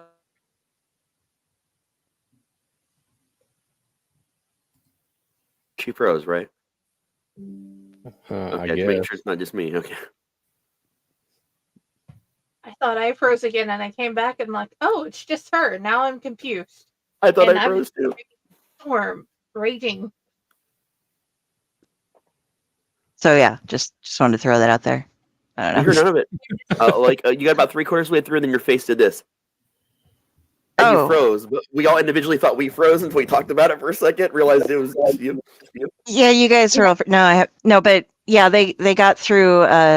They basically ended up totally making things up, which I mean they're smart enough. They have some idea how religions and stuff work, but yeah, making up stuff that was like thousands of years old and had just been brought to light in a small community of scholars.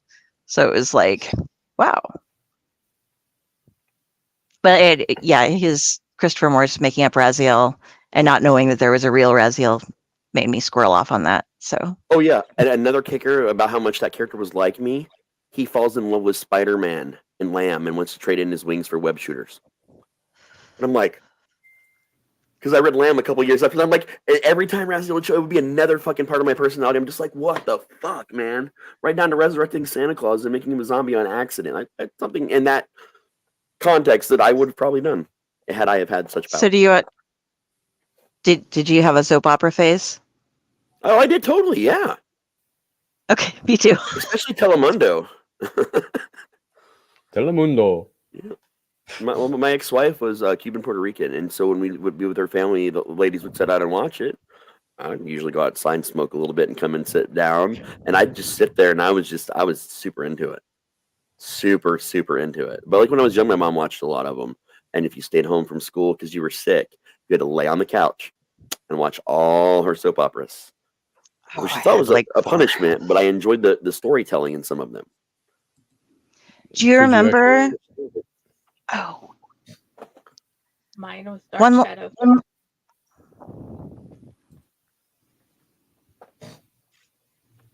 Did anybody watch that? What'd you say? Dark Shadows. Did you ever watch Dark Shadows? Oh yeah, the original black and white, the colorization, and then the reboot they did like in the, was it 89, 91 when the revival? Oh yeah, all of it, and the radio shows that you could get and listen to that were out before. Yeah, I fucking love Dark Shadows, and I liked the Tim Burton remake. I thought that was great too. And now there was a spinoff too. It was a limited spinoff called Crimson Shadows. Mm-hmm. That was also pretty good. I need to see if I can find that for Mom. That one didn't feel like a soap opera to me because it was just more engaging, and there was a vampire, and you know what I mean. It just, and I was already reading Anne Rice, you know, when I started really getting into that, so like it didn't feel like a soap opera, I guess.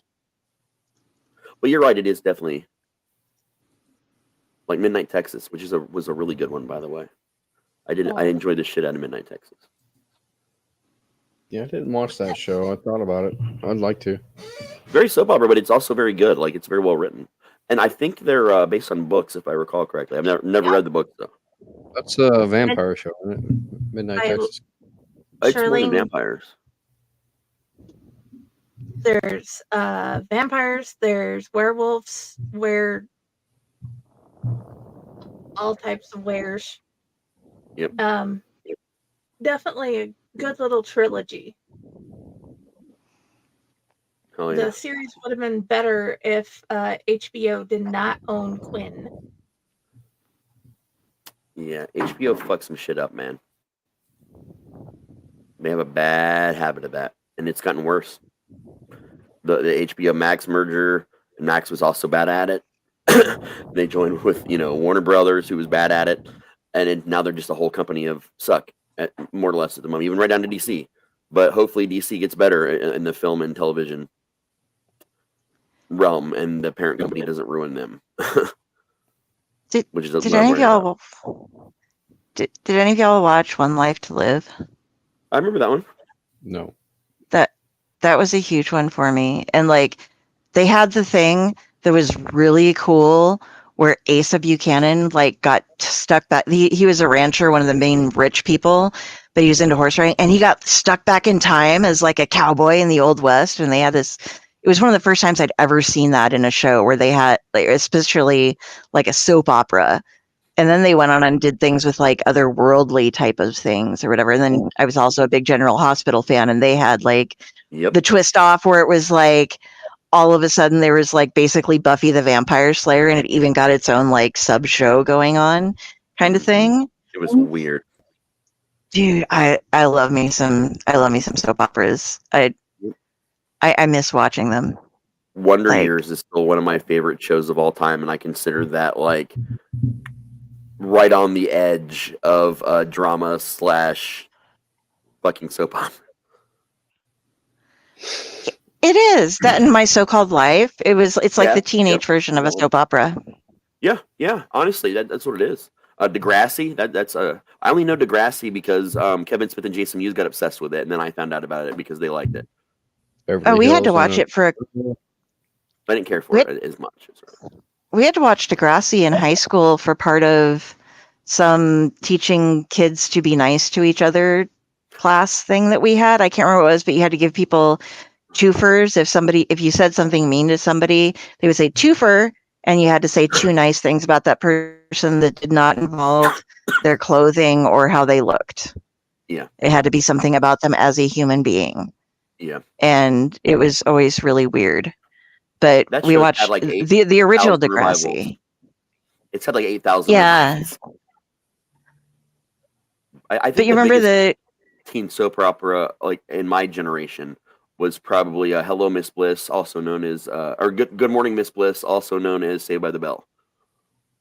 Oh, okay. I knew that one. The first season was just more about the teacher whose name is Miss Bliss, who did not appear in the other seasons, and they retitled it when they resold it and pretended it was a brand new show, but it had everybody in it except for Miss Bliss. That's so too I learned bad. about caffeine pills and addiction because Jesse got addicted to fucking caffeine. And that's like one of the most famous episodes of television of all time. It's weird. And look how she turned out. Yeah. Showgirls, absolutely terrifying.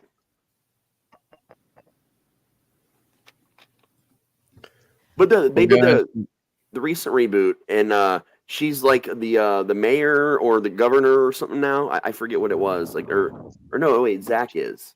But she's got like a big position doing something. I can't remember what it is now. Does he still have the ability to freeze time? He does. He does. I don't know. Good thing for a politician. Yeah, I think it failed. I don't think they made much of it, but I actually kind of enjoyed it. Well, we are moving into 12:30, and I got to be up at 6. So I think I'm going to take this moment to go ahead and bow out and say goodnight. All right, brother. Good to have you as always. It was fun, and I guess we'll do it again sometime. Will we get She'll say goodbye tomorrow? When she unfreezes, like 10 minutes after you leave. Okay. All right. Yeah. I'm out. I will see y'all later. See you, man. Sounds good. Hopefully see you on the episode tomorrow. Yeah, I should be there. I watched that Are You Scared or Are You Afraid or whatever the hell it's called, and Are You Scared? Yeah. Yeah, it's very much a generic Saw, and yeah, I got things to say about it. I look forward to your rants about movies. All right, and I will see y'all tomorrow night. See you. Bye. I hate that 3 thing where when there's only 3 of us and it's like the strips. It weirds me out, man. That's why I changed it. And it's like, why we're not a comic book panel. So hi. Hello. Adulting sucks. Yep. Yep. It does. So, monster-based sex toys. And? No, just to wrap around to that part of the conversation. I was remember one in particular because how do I say this politely? The portable vagina option for men. They have one that's based on the Alien Queen, and it looks fucking terrifying. Like, I don't think I want to fuck the Alien Queen. Like, it's weird. Somebody does. That's why it was made. Clearly somebody wants to. Hello. Hello. I have only one comment about the whole thing. Yeah, Clean it properly when you use it, and do it safely.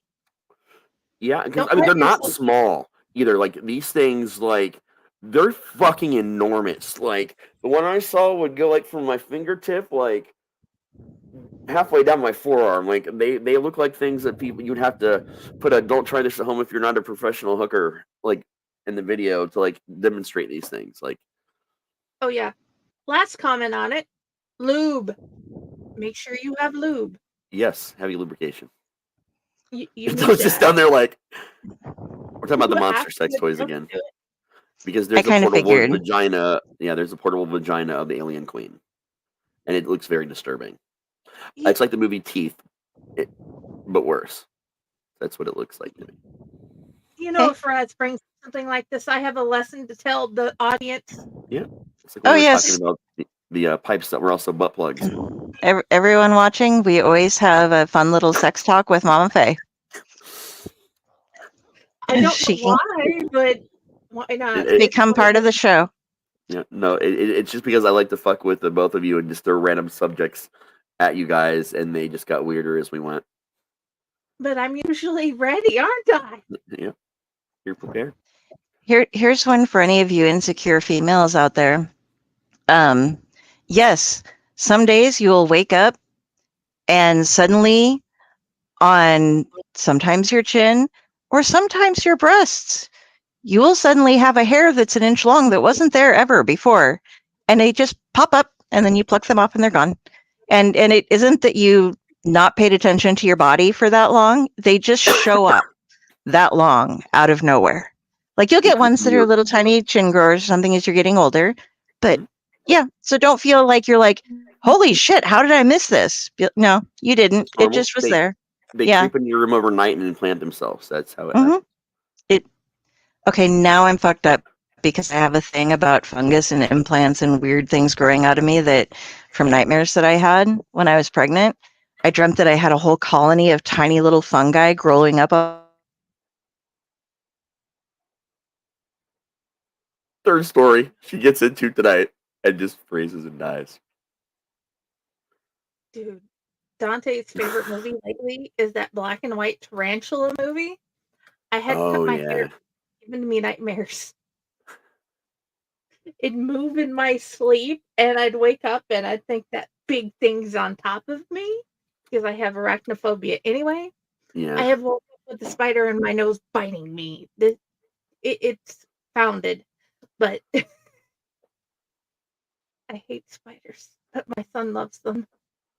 The movie Body Bags, which you can currently watch right now on Shudder. Yeah, it's on Shudder right now, or AMC Plus, depending on how you access it.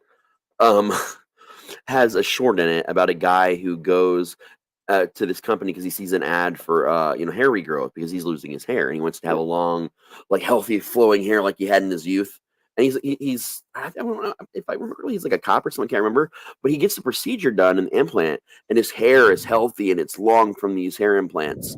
And one of the hair falls out, and the hair follicle screams. And he looks down, and it's this little worm creature with like teeth, and he can hear his hair scream.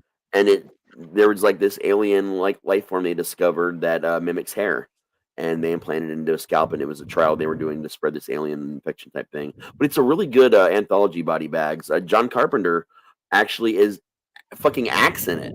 He's the equivalent to the Crypt Keeper of the movie, where he's a corpse inside of a body bag that just unzips himself and starts talking to you and sets up. And oh my God, Luke Skywalker, Mark Hamill, Yeah, the eye is thing. also in there. Yep, with the eye, because he gets the eye from the serial killer in the implant. Yep, and he's trying to build the nursery for his kid, and he just goes batshit crazy. Keeps going to the backyard and digging something up and burying it again, and then later you find out that he's murdered someone. Yeah, it's a really good one, man. It's a fun one, and that's actually considered a comedy horror anthology, mostly because of John Carpenter's role, because his character was very, very Crypt Keeper with the comedy. Oh yeah, I love that movie. That's why I have it. Now about your fungi and spores. Yeah, I don't know when I dropped out because my internet is suddenly doing this. Like we have some huge storms setting in, so that's why I have some internet issues going on right now. Some kind of fungus growing on your body, and that's right. It was okay. It was covering like my whole abdomen, and they were tiny, super thin little spores between like half an inch to an inch long. And the tops of them were like an oval with a little indentation where the stem, I guess, would attach to it. But they were black and glossy and they kept growing, and I would like rip them out of my abdomen and it hurt terribly bad. But they would just keep growing and refilling themselves and stuff, and it was just so freaky. And I mean, that was like almost 30 years ago, and I have not shaken that yet. Like, I still get freaked out about things like that. I don't blame you. I still have nightmares about spiders that blend in with my sheets and blankets. My pillowcase will be purple. It will mimic the pillowcase and crawl on my face. There must be a Stephen King story that was turned into a short for Creepshow that terrifies you, Del. Yes. Yeah. The Lonesome Death of Jordy Verrill, a.k.a. the Meteor. I've had it. They're actually... most of the Creepshow ones freak me out. Creepshow was one of my favorites. Fucking well done. And it was one of the first comics I ever read. I picked up actually a Creepshow shirt at the con that's got the monster in the crate on the back of it. That's my favorite story. And that and the ink or the oil spill. I forget what that episode's called in the lake. Oh, with the launch. Yeah, that one and the crate, one of the ones I Sacrificial goats. I think. But I always forget that Joe, his son, was the little kid in the first Creepshow when he was 9. I always forget that's where he got his name from. Yeah, he goes by Joe Hill, and that's why. That's how he got it. I forget that sometimes. It's new news to me because it wasn't something I knew beforehand. So it's easier, I think, for me to remember just because I've like recently learned more about Joe Hill in general. And yeah. Oh yeah. But yeah, that's the thing though. I think these days, like, okay, Creepshow freaked the fuck out of me when I read it. The initial one and the second one. Yeah. And then as we've gone on with a lot of horror comics that are anthologies like that, I think there's an effort put behind them, but there's no real deliverance. They're either too short or they just expect an ironic ending to be dun dun dun every time. And I've read some really successful long form horror comics, that are like, okay, we're gonna spread this out and it gets some deep lore going on. And I think that really is a lot better than some of the, I'm not going to call it schlock because it's not schlock, but just schlock. Not as a lot of it became schlock over time. Like, because you got to look, there was Tales from the Vault, Tales from the Dark Side, and aside from the Tales from the Dark Side movie, the show and the comics went very schlocky after a while. Even Outer Limits, over time when they relaunched in the 90s, kind of just became 90s schlock. Like, a lot of those things, the comics and the show formats, they went to shit. Like, honestly, because even Creepshow, like decades after they made a Creepshow 3 straight to DVD, absolute shit. Then in 2019, they started the Creepshow TV show. They did 2 seasons. It was okay. It wasn't terrible.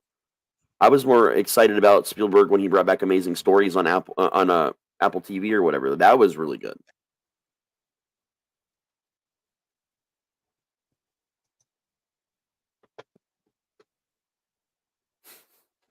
I'll be back in 2 seconds. I'm gonna grab a soda that's like right here in this mini fridge. Okay, and she seems to like. She'll come back or unfreeze or something in a minute. I'm quite certain.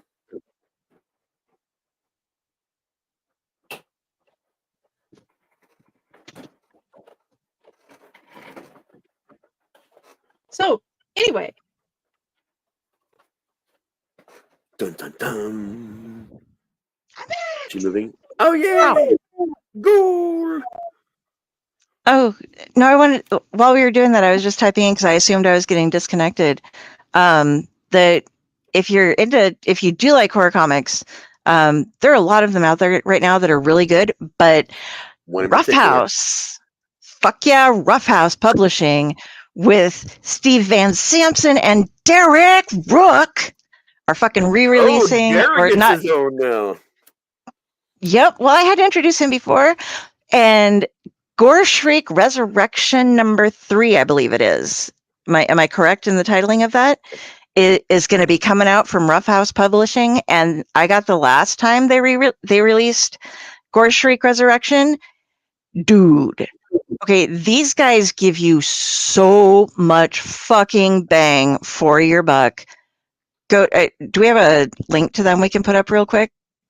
I'm not sure if we have it in any of the banners or not, but if you go to Rough House Publishing and look at their shit, dude, they have all these different packages, and you can choose like which covers you get and stuff.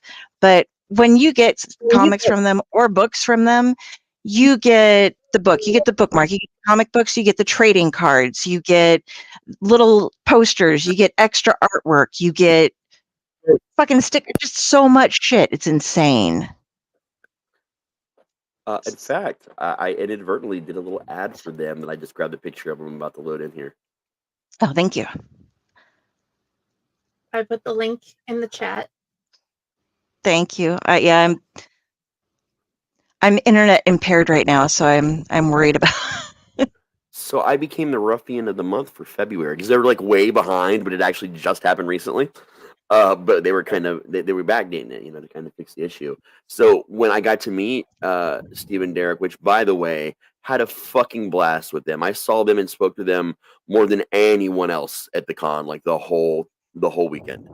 Even got it one of my rare times I've ever actually drank. I actually shared a drink with both of them, so we got to sit down and drink a little bit. But they took a picture of me and they just recently put this on their Facebook page. I was posing and doing Blue Steel with the Gore Street comics and some of their stuff. So like right at their table. And you'll also find the aftermath of this.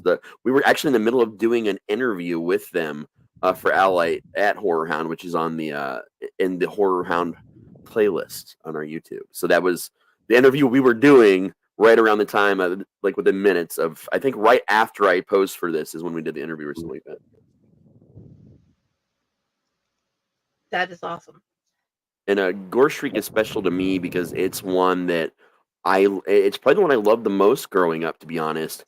And every haunt I've ever worked at since my childhood, I've recreated one prop or another based on a panel that like really affected me, like just hardcore remembering it. And the one that's my favorite one to recreate, and the one I've recreated the most, is there's a little girl in a blue dress, and she's carrying this broken, fucked up looking, bloody baby doll. But if you look real close, there's intestines coming out of the baby doll. And I've recreated both the girl in the dress and the baby doll, her carrying the baby doll multiple times. The most recent time I did it at the haunt, we retired that one 2 years ago, and the girl had stopped. She aged up, so it didn't work as much anymore. I actually turned the doll into a puppet. So she was able to do her act and hold the doll, but then when they came around the other side, she'd pop out and put her hand through it and like with the intestines and stuff. Because I had to take it farther. Oh yeah, and I'm getting a picture up now. It hasn't been posted on their site yet as purchasable, but this is what is coming up from Gore Shriek, or with Gore Shriek from Rough House. So you're gonna get the Gurches involved again. Jeff Zornow, Alex, I'm going to pronounce these wrong, Sarabia, Michael Harper, Puis Calzada. I think she froze again. Mike, Wasion, and of course Steve Van Simpson, Derek Rook. I'm sure she's like still reading, thinking she's not frozen yet. So many awesome people. Oh yeah.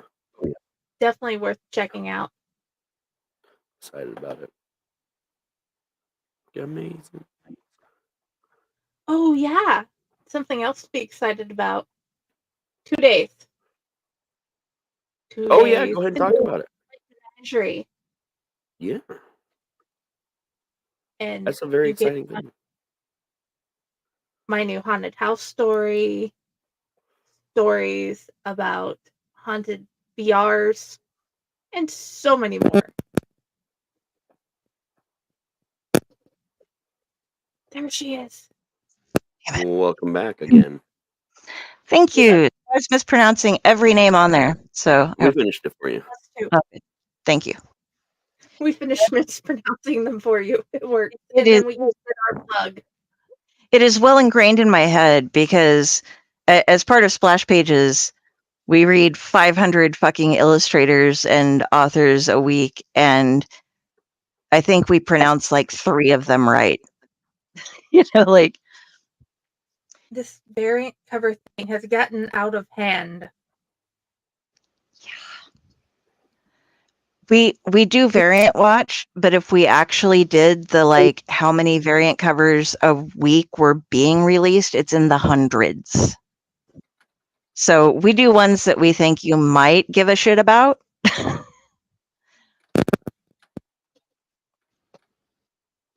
Because I don't know.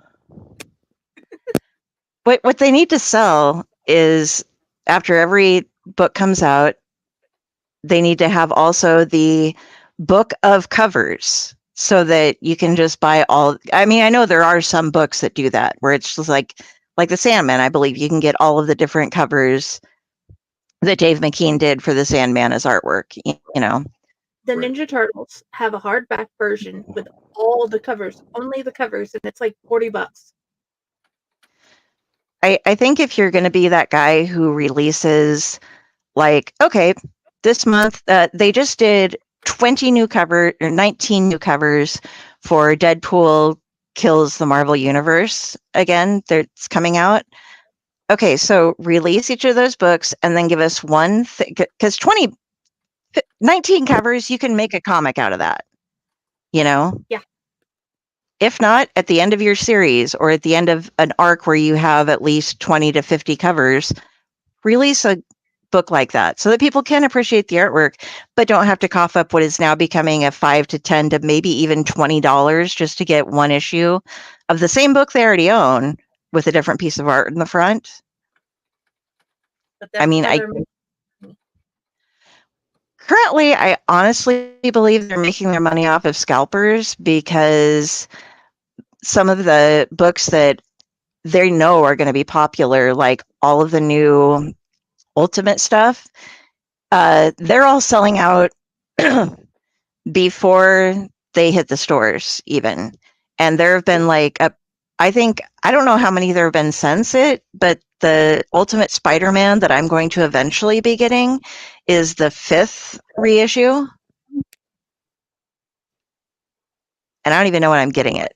So Yeah, why are you getting it?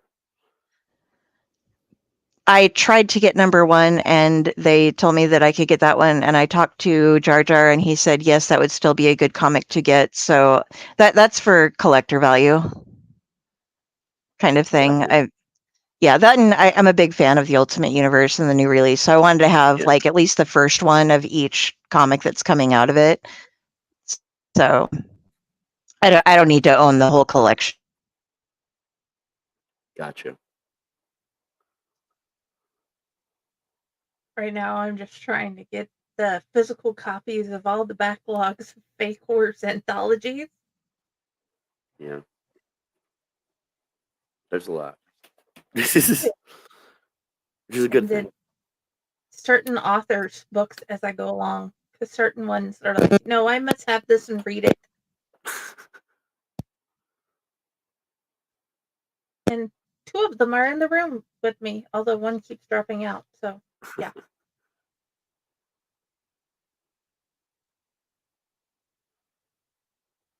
So, I had a funny experience today with a class that I'm doing right now. So we're learning about what our brand is and marketing and just different things like that. And a lot of what I do is I write about neurodivergent topics for neurodivergent people, primarily with horror and speculative fiction. And I'm learning more about why I do this, and because I'm having to explore a lot of it in class. Well, one of the things we had to do when we're talking about our brand is we had to write our bio. So if you go to my, I'm not going to read, I don't feel like reading it right now out loud, but if you go to my RazTSlasher.com and go to the About Me, it's my bio, and it's fun. It's like, it's silly, it's kind of ridiculous. It talks about, when I'm not busy murdering people, it's a joke because I was doing horror slasher films and writing and different things when I wrote that. I got good feedback because I didn't know how to change the one I already wrote to better fit what I'm coming up with, like as far as the neurodivergent writer for neurodivergent reader thing, because I already kind of felt like my intro was already set up for that, right down to the whole, you can't spell crazy without me thing. That's been my shtick since I was talking about the other day, since I got with the band. Well, Freak specifically, I've been in many bands before that. But the some of the feedback I was getting, because I was telling them I needed to know what I could do better. They thought I seemed, even though it was tongue in cheek and I was being ridiculous about it, they thought I seemed too presumptuous by every time I mentioned myself, mentioning my whole title, which is Dr. Raz T Slasher. They said that sounded really presumptuous. Like, can't you just shorten it to Dr. Slasher? Or like, oh no, I totally could. But it's funnier to me and to a lot of people if I don't. And once you get to know my writing, it makes sense as to why I do it. It's funny to me. And the other one was very concerned that I mentioned when I'm not murdering people, because people could really take that the wrong way and it could turn off readers. And listen, from their perspective, it's not that it's bad advice. It's just, if you knew me, that would just be a reason for me to keep it the way it is, because I find that absolutely hilarious that someone would think that. I'm sorry. So, we watch a lot of video games, and one of them is 7 Days to Die. One of our friends, Nick and Lois of Lantern Audio, used to play it a lot before the thing that happened, and we got Dante one of those big orange hunting rifles to help them kill the zombies on TV. So recently, when I was talking to Jody, he pulls up one of his bullets from his rifle and says, "Look, I have bullshit. Misunderstanding is bullets, not bullshit." That's fucking epic. That's so cute. And I couldn't jump onto him because you could tell.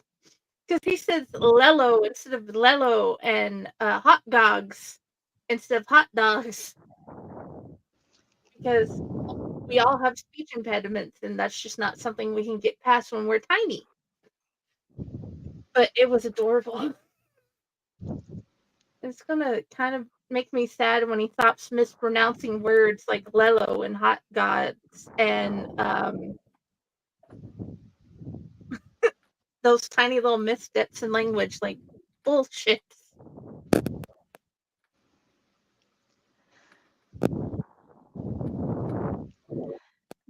We had once with Mads, when she was little, I was teaching her sign language. And this is a sign for pig or piggy. And she'd learned that one. And my grandmother introduced her to her friend Peggy.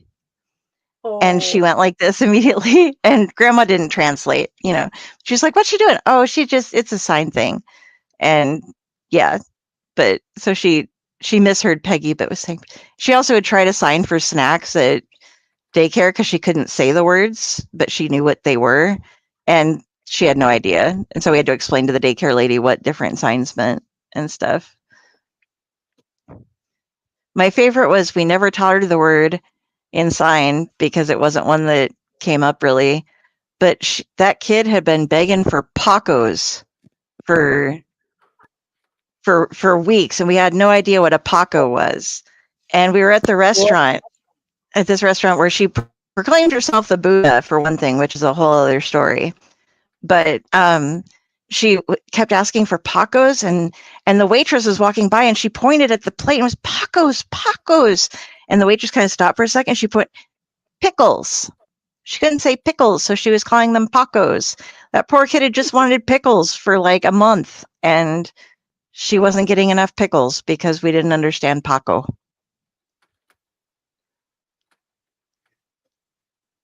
Yeah.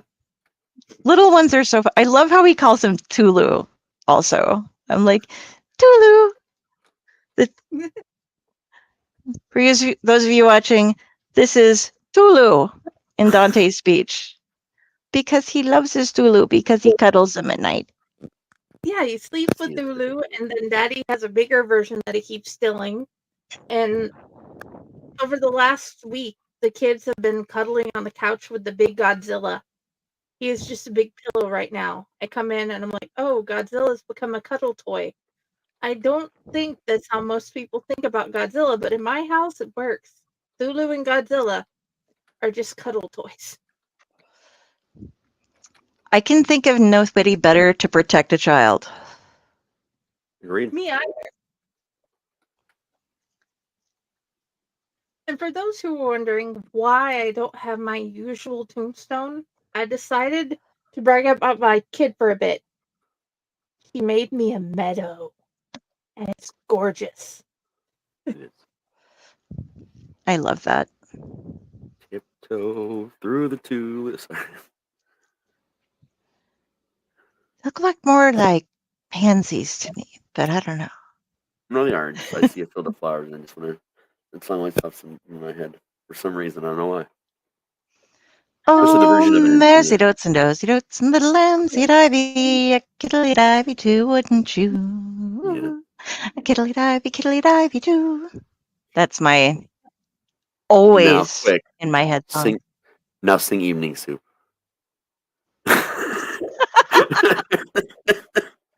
I put that video everywhere. I can put that video. I do not remember. I mean, I don't know the words. I know the melody, but I will can't never sing Evening forget. Soup for you. I will never forget. Are we your gonna performance. have a yearly little never forget Evening Soup thing going on? I think it needs to be a shirt at some point. Never forget Evening I Soup. can just randomly repost the video anytime I want because Well, I think it should be a picture of Dell, just like with a really surprised look on her face, like holding up a spoon, and that's like the graphic for the Never Forget Evening Soup shirt. It fits, man. Oh, yeah. I missed that, but I'm hoping it was fun. Well, it totally was. I said the don't forget Evening Soup or Never Forget Evening Soup shirt. The graphic is going to be a picture of you with a surprised look on your face holding a spoon.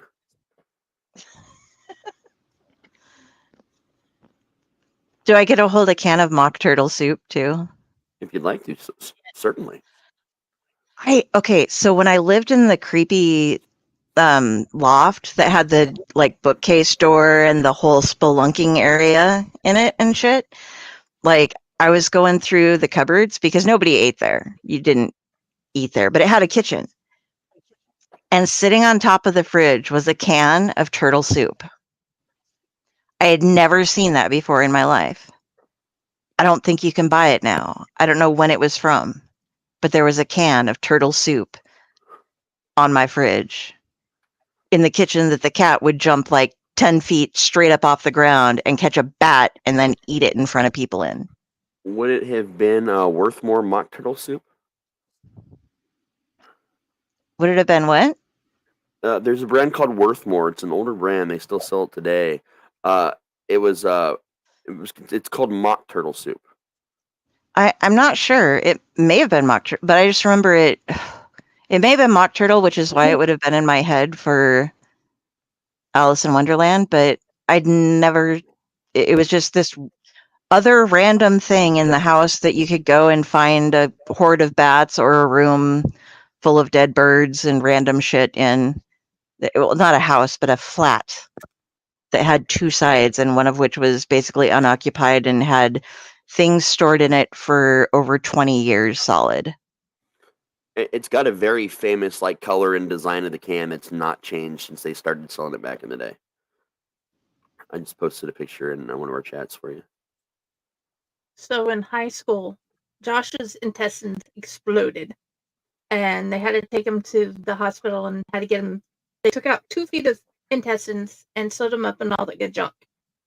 The weird part was 2 doors down, there were bats. Bats had infested the hospital.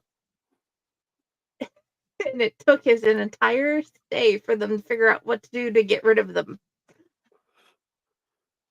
He could have been Batman. Exactly. Close. I don't want to eat possum soup.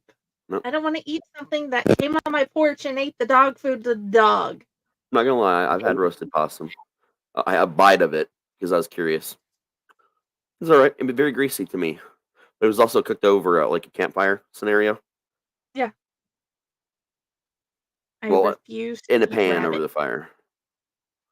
Yeah, we've talked about that before. I've eaten rabbit's not. It's all right, man. Because no matter, I've had it cooked in different ways, and it's not terrible, but it's just I just didn't care for it. My friend Todd loves it so much that he wants it for his birthday meals. I just have no wish to die. I think one of the things I like to get every now and then is deer. I don't know any hunters, and I don't have access to like people that just go hunting anymore these days. So like, I rarely ever get deer, and when I get it, I can find it frozen at that awesome market I keep telling you guys about that me and Pyle went to with the hot sauces. Jungle Gyms usually gets in a lot of exotic meats and stuff. So I'll go there and get like wild boar and like deer and stuff. Once in a blue moon, not often, but deer chili is like one of my favorite things when it's made right. I miss that so much. My mom made the best deer chili.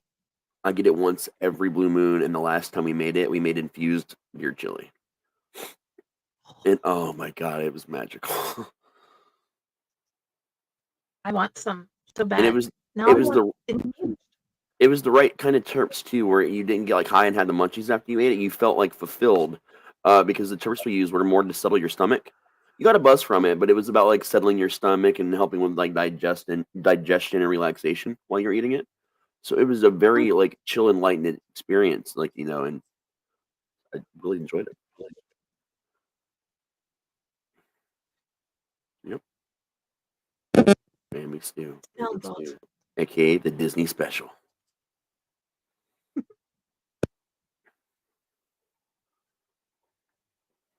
Some kids have never seen that and still go deer hunting. And then I'm like, please tell me you've never showed Jasper that.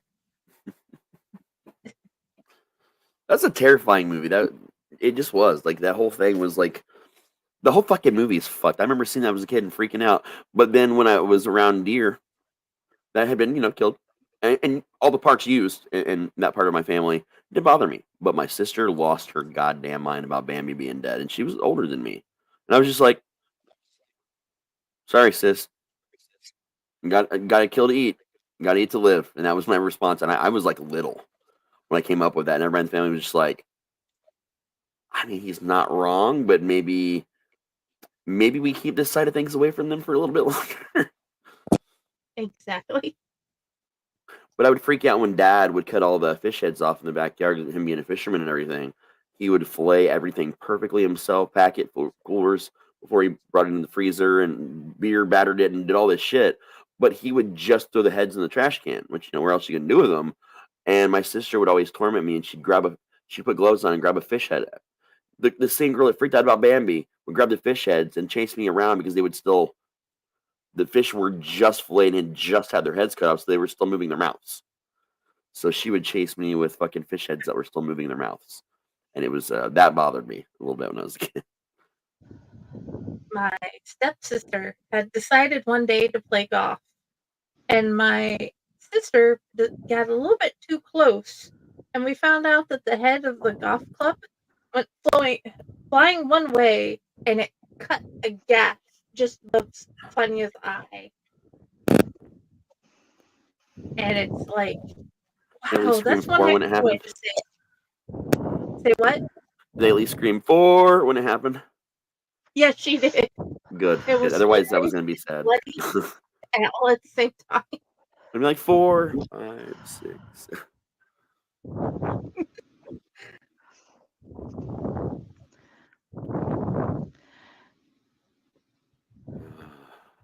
So you're back. Hi.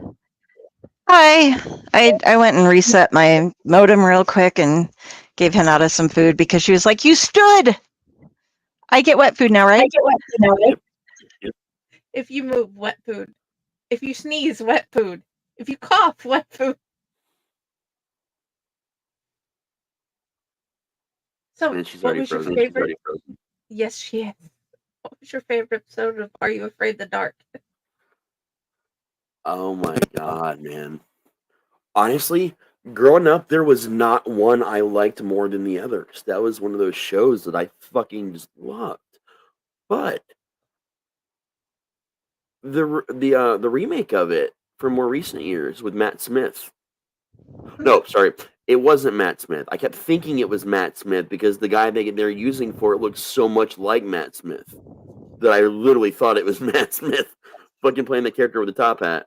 Like even though it wasn't like anthology based anymore, I really liked that they made the Midnight Society like a story. Like I really it suckered me back into the whole fucking thing all over again, man. I had to get the series when I found out we could buy it and make the kids watch it with me. I got the digital at that time when it was first released. I don't have it anymore, but I mean, some streaming services have it. Which one is it? Is it Paramount or Peacock? One of them two. One of the two of them has it. What is it? I bought it on Fandango, so I Okay. will share. Okay. They stream it on it's either Peacock or Paramount. It's one of the two. I want to say it's Paramount that they stream all the Nickelodeon stuff on, and it's on there because I've got both of those, and I've recently even streamed episodes of it because that one project I'm working on has all the stuff my kid loves. Dante, that is. He's a Nick kid. Oh yeah, I still haven't been able to bring myself to watch the documentary yet. And either. I want to. I'm not ready for it. Bad things happen to some of those kids, and that was just the bad thing that happened to that generation of kids. The ones that came in the generation that I grew up with, some of them got it worse. Actually, not worse, just differently.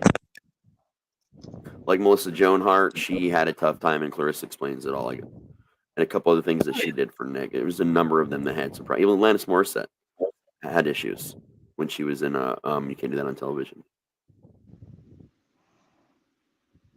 That's the hard part in both networks. Being a kid in any series, you got bad things. Disney, Britney, fucking so many of them that got their start with Disney and how things turned out for them. Even the more modern ones, like Demi Lovato, she had a complete breakdown. And she went through some shit, like big time. And there was a number of them around that time that did. You get more limelight put on you as a kid actor, and that's just a reality. You're a kid actor, so you're being constantly thrust into fucked up adult situations. But I think with her constant dropping and the fact that we're about to hit 4 hours, we should probably give up. Yeah. Well, we're not giving up. We usually do 2 hours. Like, we have not done a 4 hour fucking padded cell in a very long time. Well, no.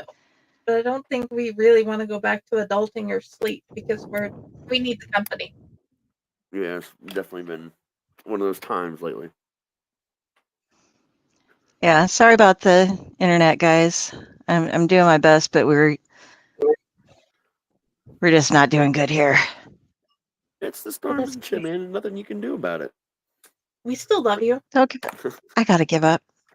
It's just not good programming to have somebody pop up, pop down, pop up, pop down. It's easier to just not pop back. Yeah. But I mean, like I said, we've been doing this for 4 hours now.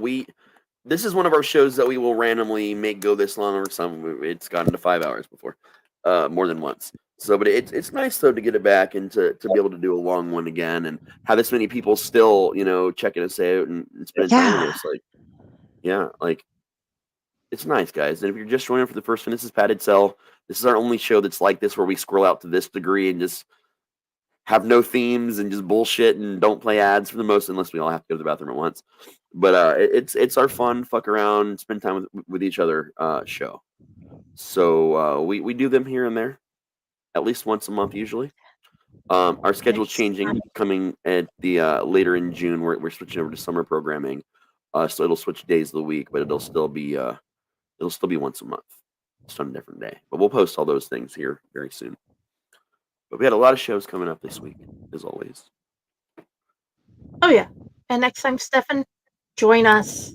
Actually, speak with us on air. Well, we need to set up a party, like a hangout in chat for the More Lore Kickstarter. Mm-hmm. Definitely. Yeah, it'd be amazing. That's going to be fun. I'm so excited, man. I was talking about it the other day. Like, it's probably the More Lore Volume 2 is probably one of the most as far as just a story and not a whole book. I've made more on that story than any story I've ever written. My one in More Lore 2. And I was telling him, and I don't even give a shit. Like, if you told me it was for charity, I'd do it for free because, dude, like, knowing that, like, now I'm being retroactively added to your first ever release, plus signing up with you with 2 and getting to move, like, that's really special to me, man. And getting to know Stefan has been amazing. Steve, like, just so many people that I've gotten to know. Like, it's this whole group, you know. It's fucking magic, and you don't fuck with magic. And I found out the guy that I replaced was also a creepypasta writer. So it was just super weird. And I just found out that this from him like yesterday or the day before, and I was like, that's so weird that I'm a creepypasta no sleep writer replacing. I love that you're being retroactively added to the first thing I ever had published that also has an introduction that features my mother. And Stefan, I love that you do that. Please continue doing it through the series, because being able to say that my mother is involved in a Lovecraftian mythos book is the best thing ever. And she actually was able to use it on a 2 truths and a lie thing that they did at work. Was like, I've been a prom queen. I've been cited in a Lovecraftian mythos book, or so, you know, in like a horror story anthology, I think she said, or something like that. So it wouldn't be, because if she knew too much, then it would be obvious that she knew it, but, you know, and stuff like that. So it was like, yeah, I got my mom in my book with me. Yay! I have problems with those games because I've done so much actual crazy shit. So I just start listening to a couple things. I'm like, wait, no, I've done all of these, and that's not how you play this game.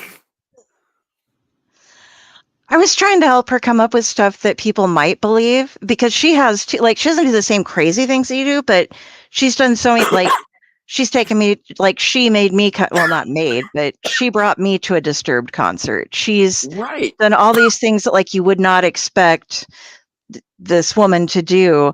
And so I'm like, lie about some 4-H club thing that happened when you were a kid. Like, you entered a horse, but, you know, make it up so it was a cow or a pig or something, you know? Yeah. Like, because her life is just so crazy. We love the karma. Yep. Yes, we do. This is true. We love the Karma and we love the Martha. Yep. And on Monday, like I said, we got Tomb of the Terrible. That's our show of, again, if you're not familiar with us, Tomb of the Terrible is a show where we watch bad movies so you don't have to. Sometimes we end up loving these B movies, and they're always B movies. Like, they're always like usually like B horror is what we tend to do for the most part.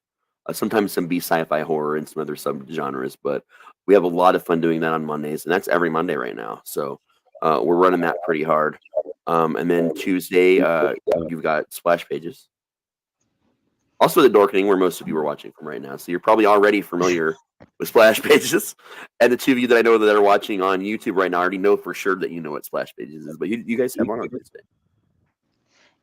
Yeah, this Tuesday we don't actually have any guests. We are winging it and having another free week and just chilling. Nice. It's a weird month for. Well, it's going into con season. Yeah. Oh no. And there's the freeze. She at least was able to tell us it's a free week. But with con season coming up, a lot of the people they would have as guests are super busy right now. But guys, make sure you're also watching The Dorkening and Splash Pages on Tuesday. This Wednesday, so you can find them. Yeah, this Wednesday we're back with Mats and Monsters, and then Thursday we're gonna be back with one of our gaming shows. We'll figure out which one. And then Friday we would normally be doing Chainer's Haunted Secrets, a show about haunted attractions. But Pyle's actually going to be at a convention for haunters. He's going to try maybe do a live from there that Friday, but more than likely he's just going to get a lot of footage that I'll package together and we'll show you guys and make a folder for it on YouTube. going to be awesome. And then Rock. Sunday we've got, I'm not sure, we'll figure that out. I haven't thought that far ahead yet. And I'll have a better Saturday schedule set up for this summer. Oh, is Saturday, the yeah. release- Yep. The release party we're doing for the LA Menagerie. Yep, that's right. I almost forgot about Saturday. We Awesome. need to ask Steven and Curtis and Rob if they would like to join us. Even if briefly. Yes. Yeah, 3 seconds talking. That'd be great. I'm just grateful to all who showed up at the last release party. That was so much better. It was a fun one. That one was fun. But anyway, I'm giving up trying to talk. I'm just here to be like, yeah, it's fun. Because I keep dropping. Once we actually stop streaming, you won't drop as badly. yes. Yeah. On the 4th, Tuesday, we have a anthology coming out. I Like Menagerie. Please go check it out. Please go read it. We have all made some amazing stories. And this one is got various things from my mom's life that I put in.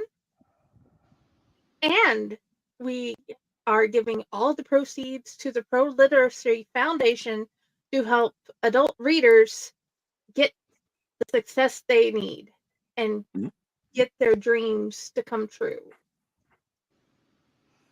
Definitely really excited about that. I mean, it's a great, absolutely amazing charity to be able to get a chance to be a part of, and get to know them as well. That's been really cool so far, and we're hoping to do more with them as we go along.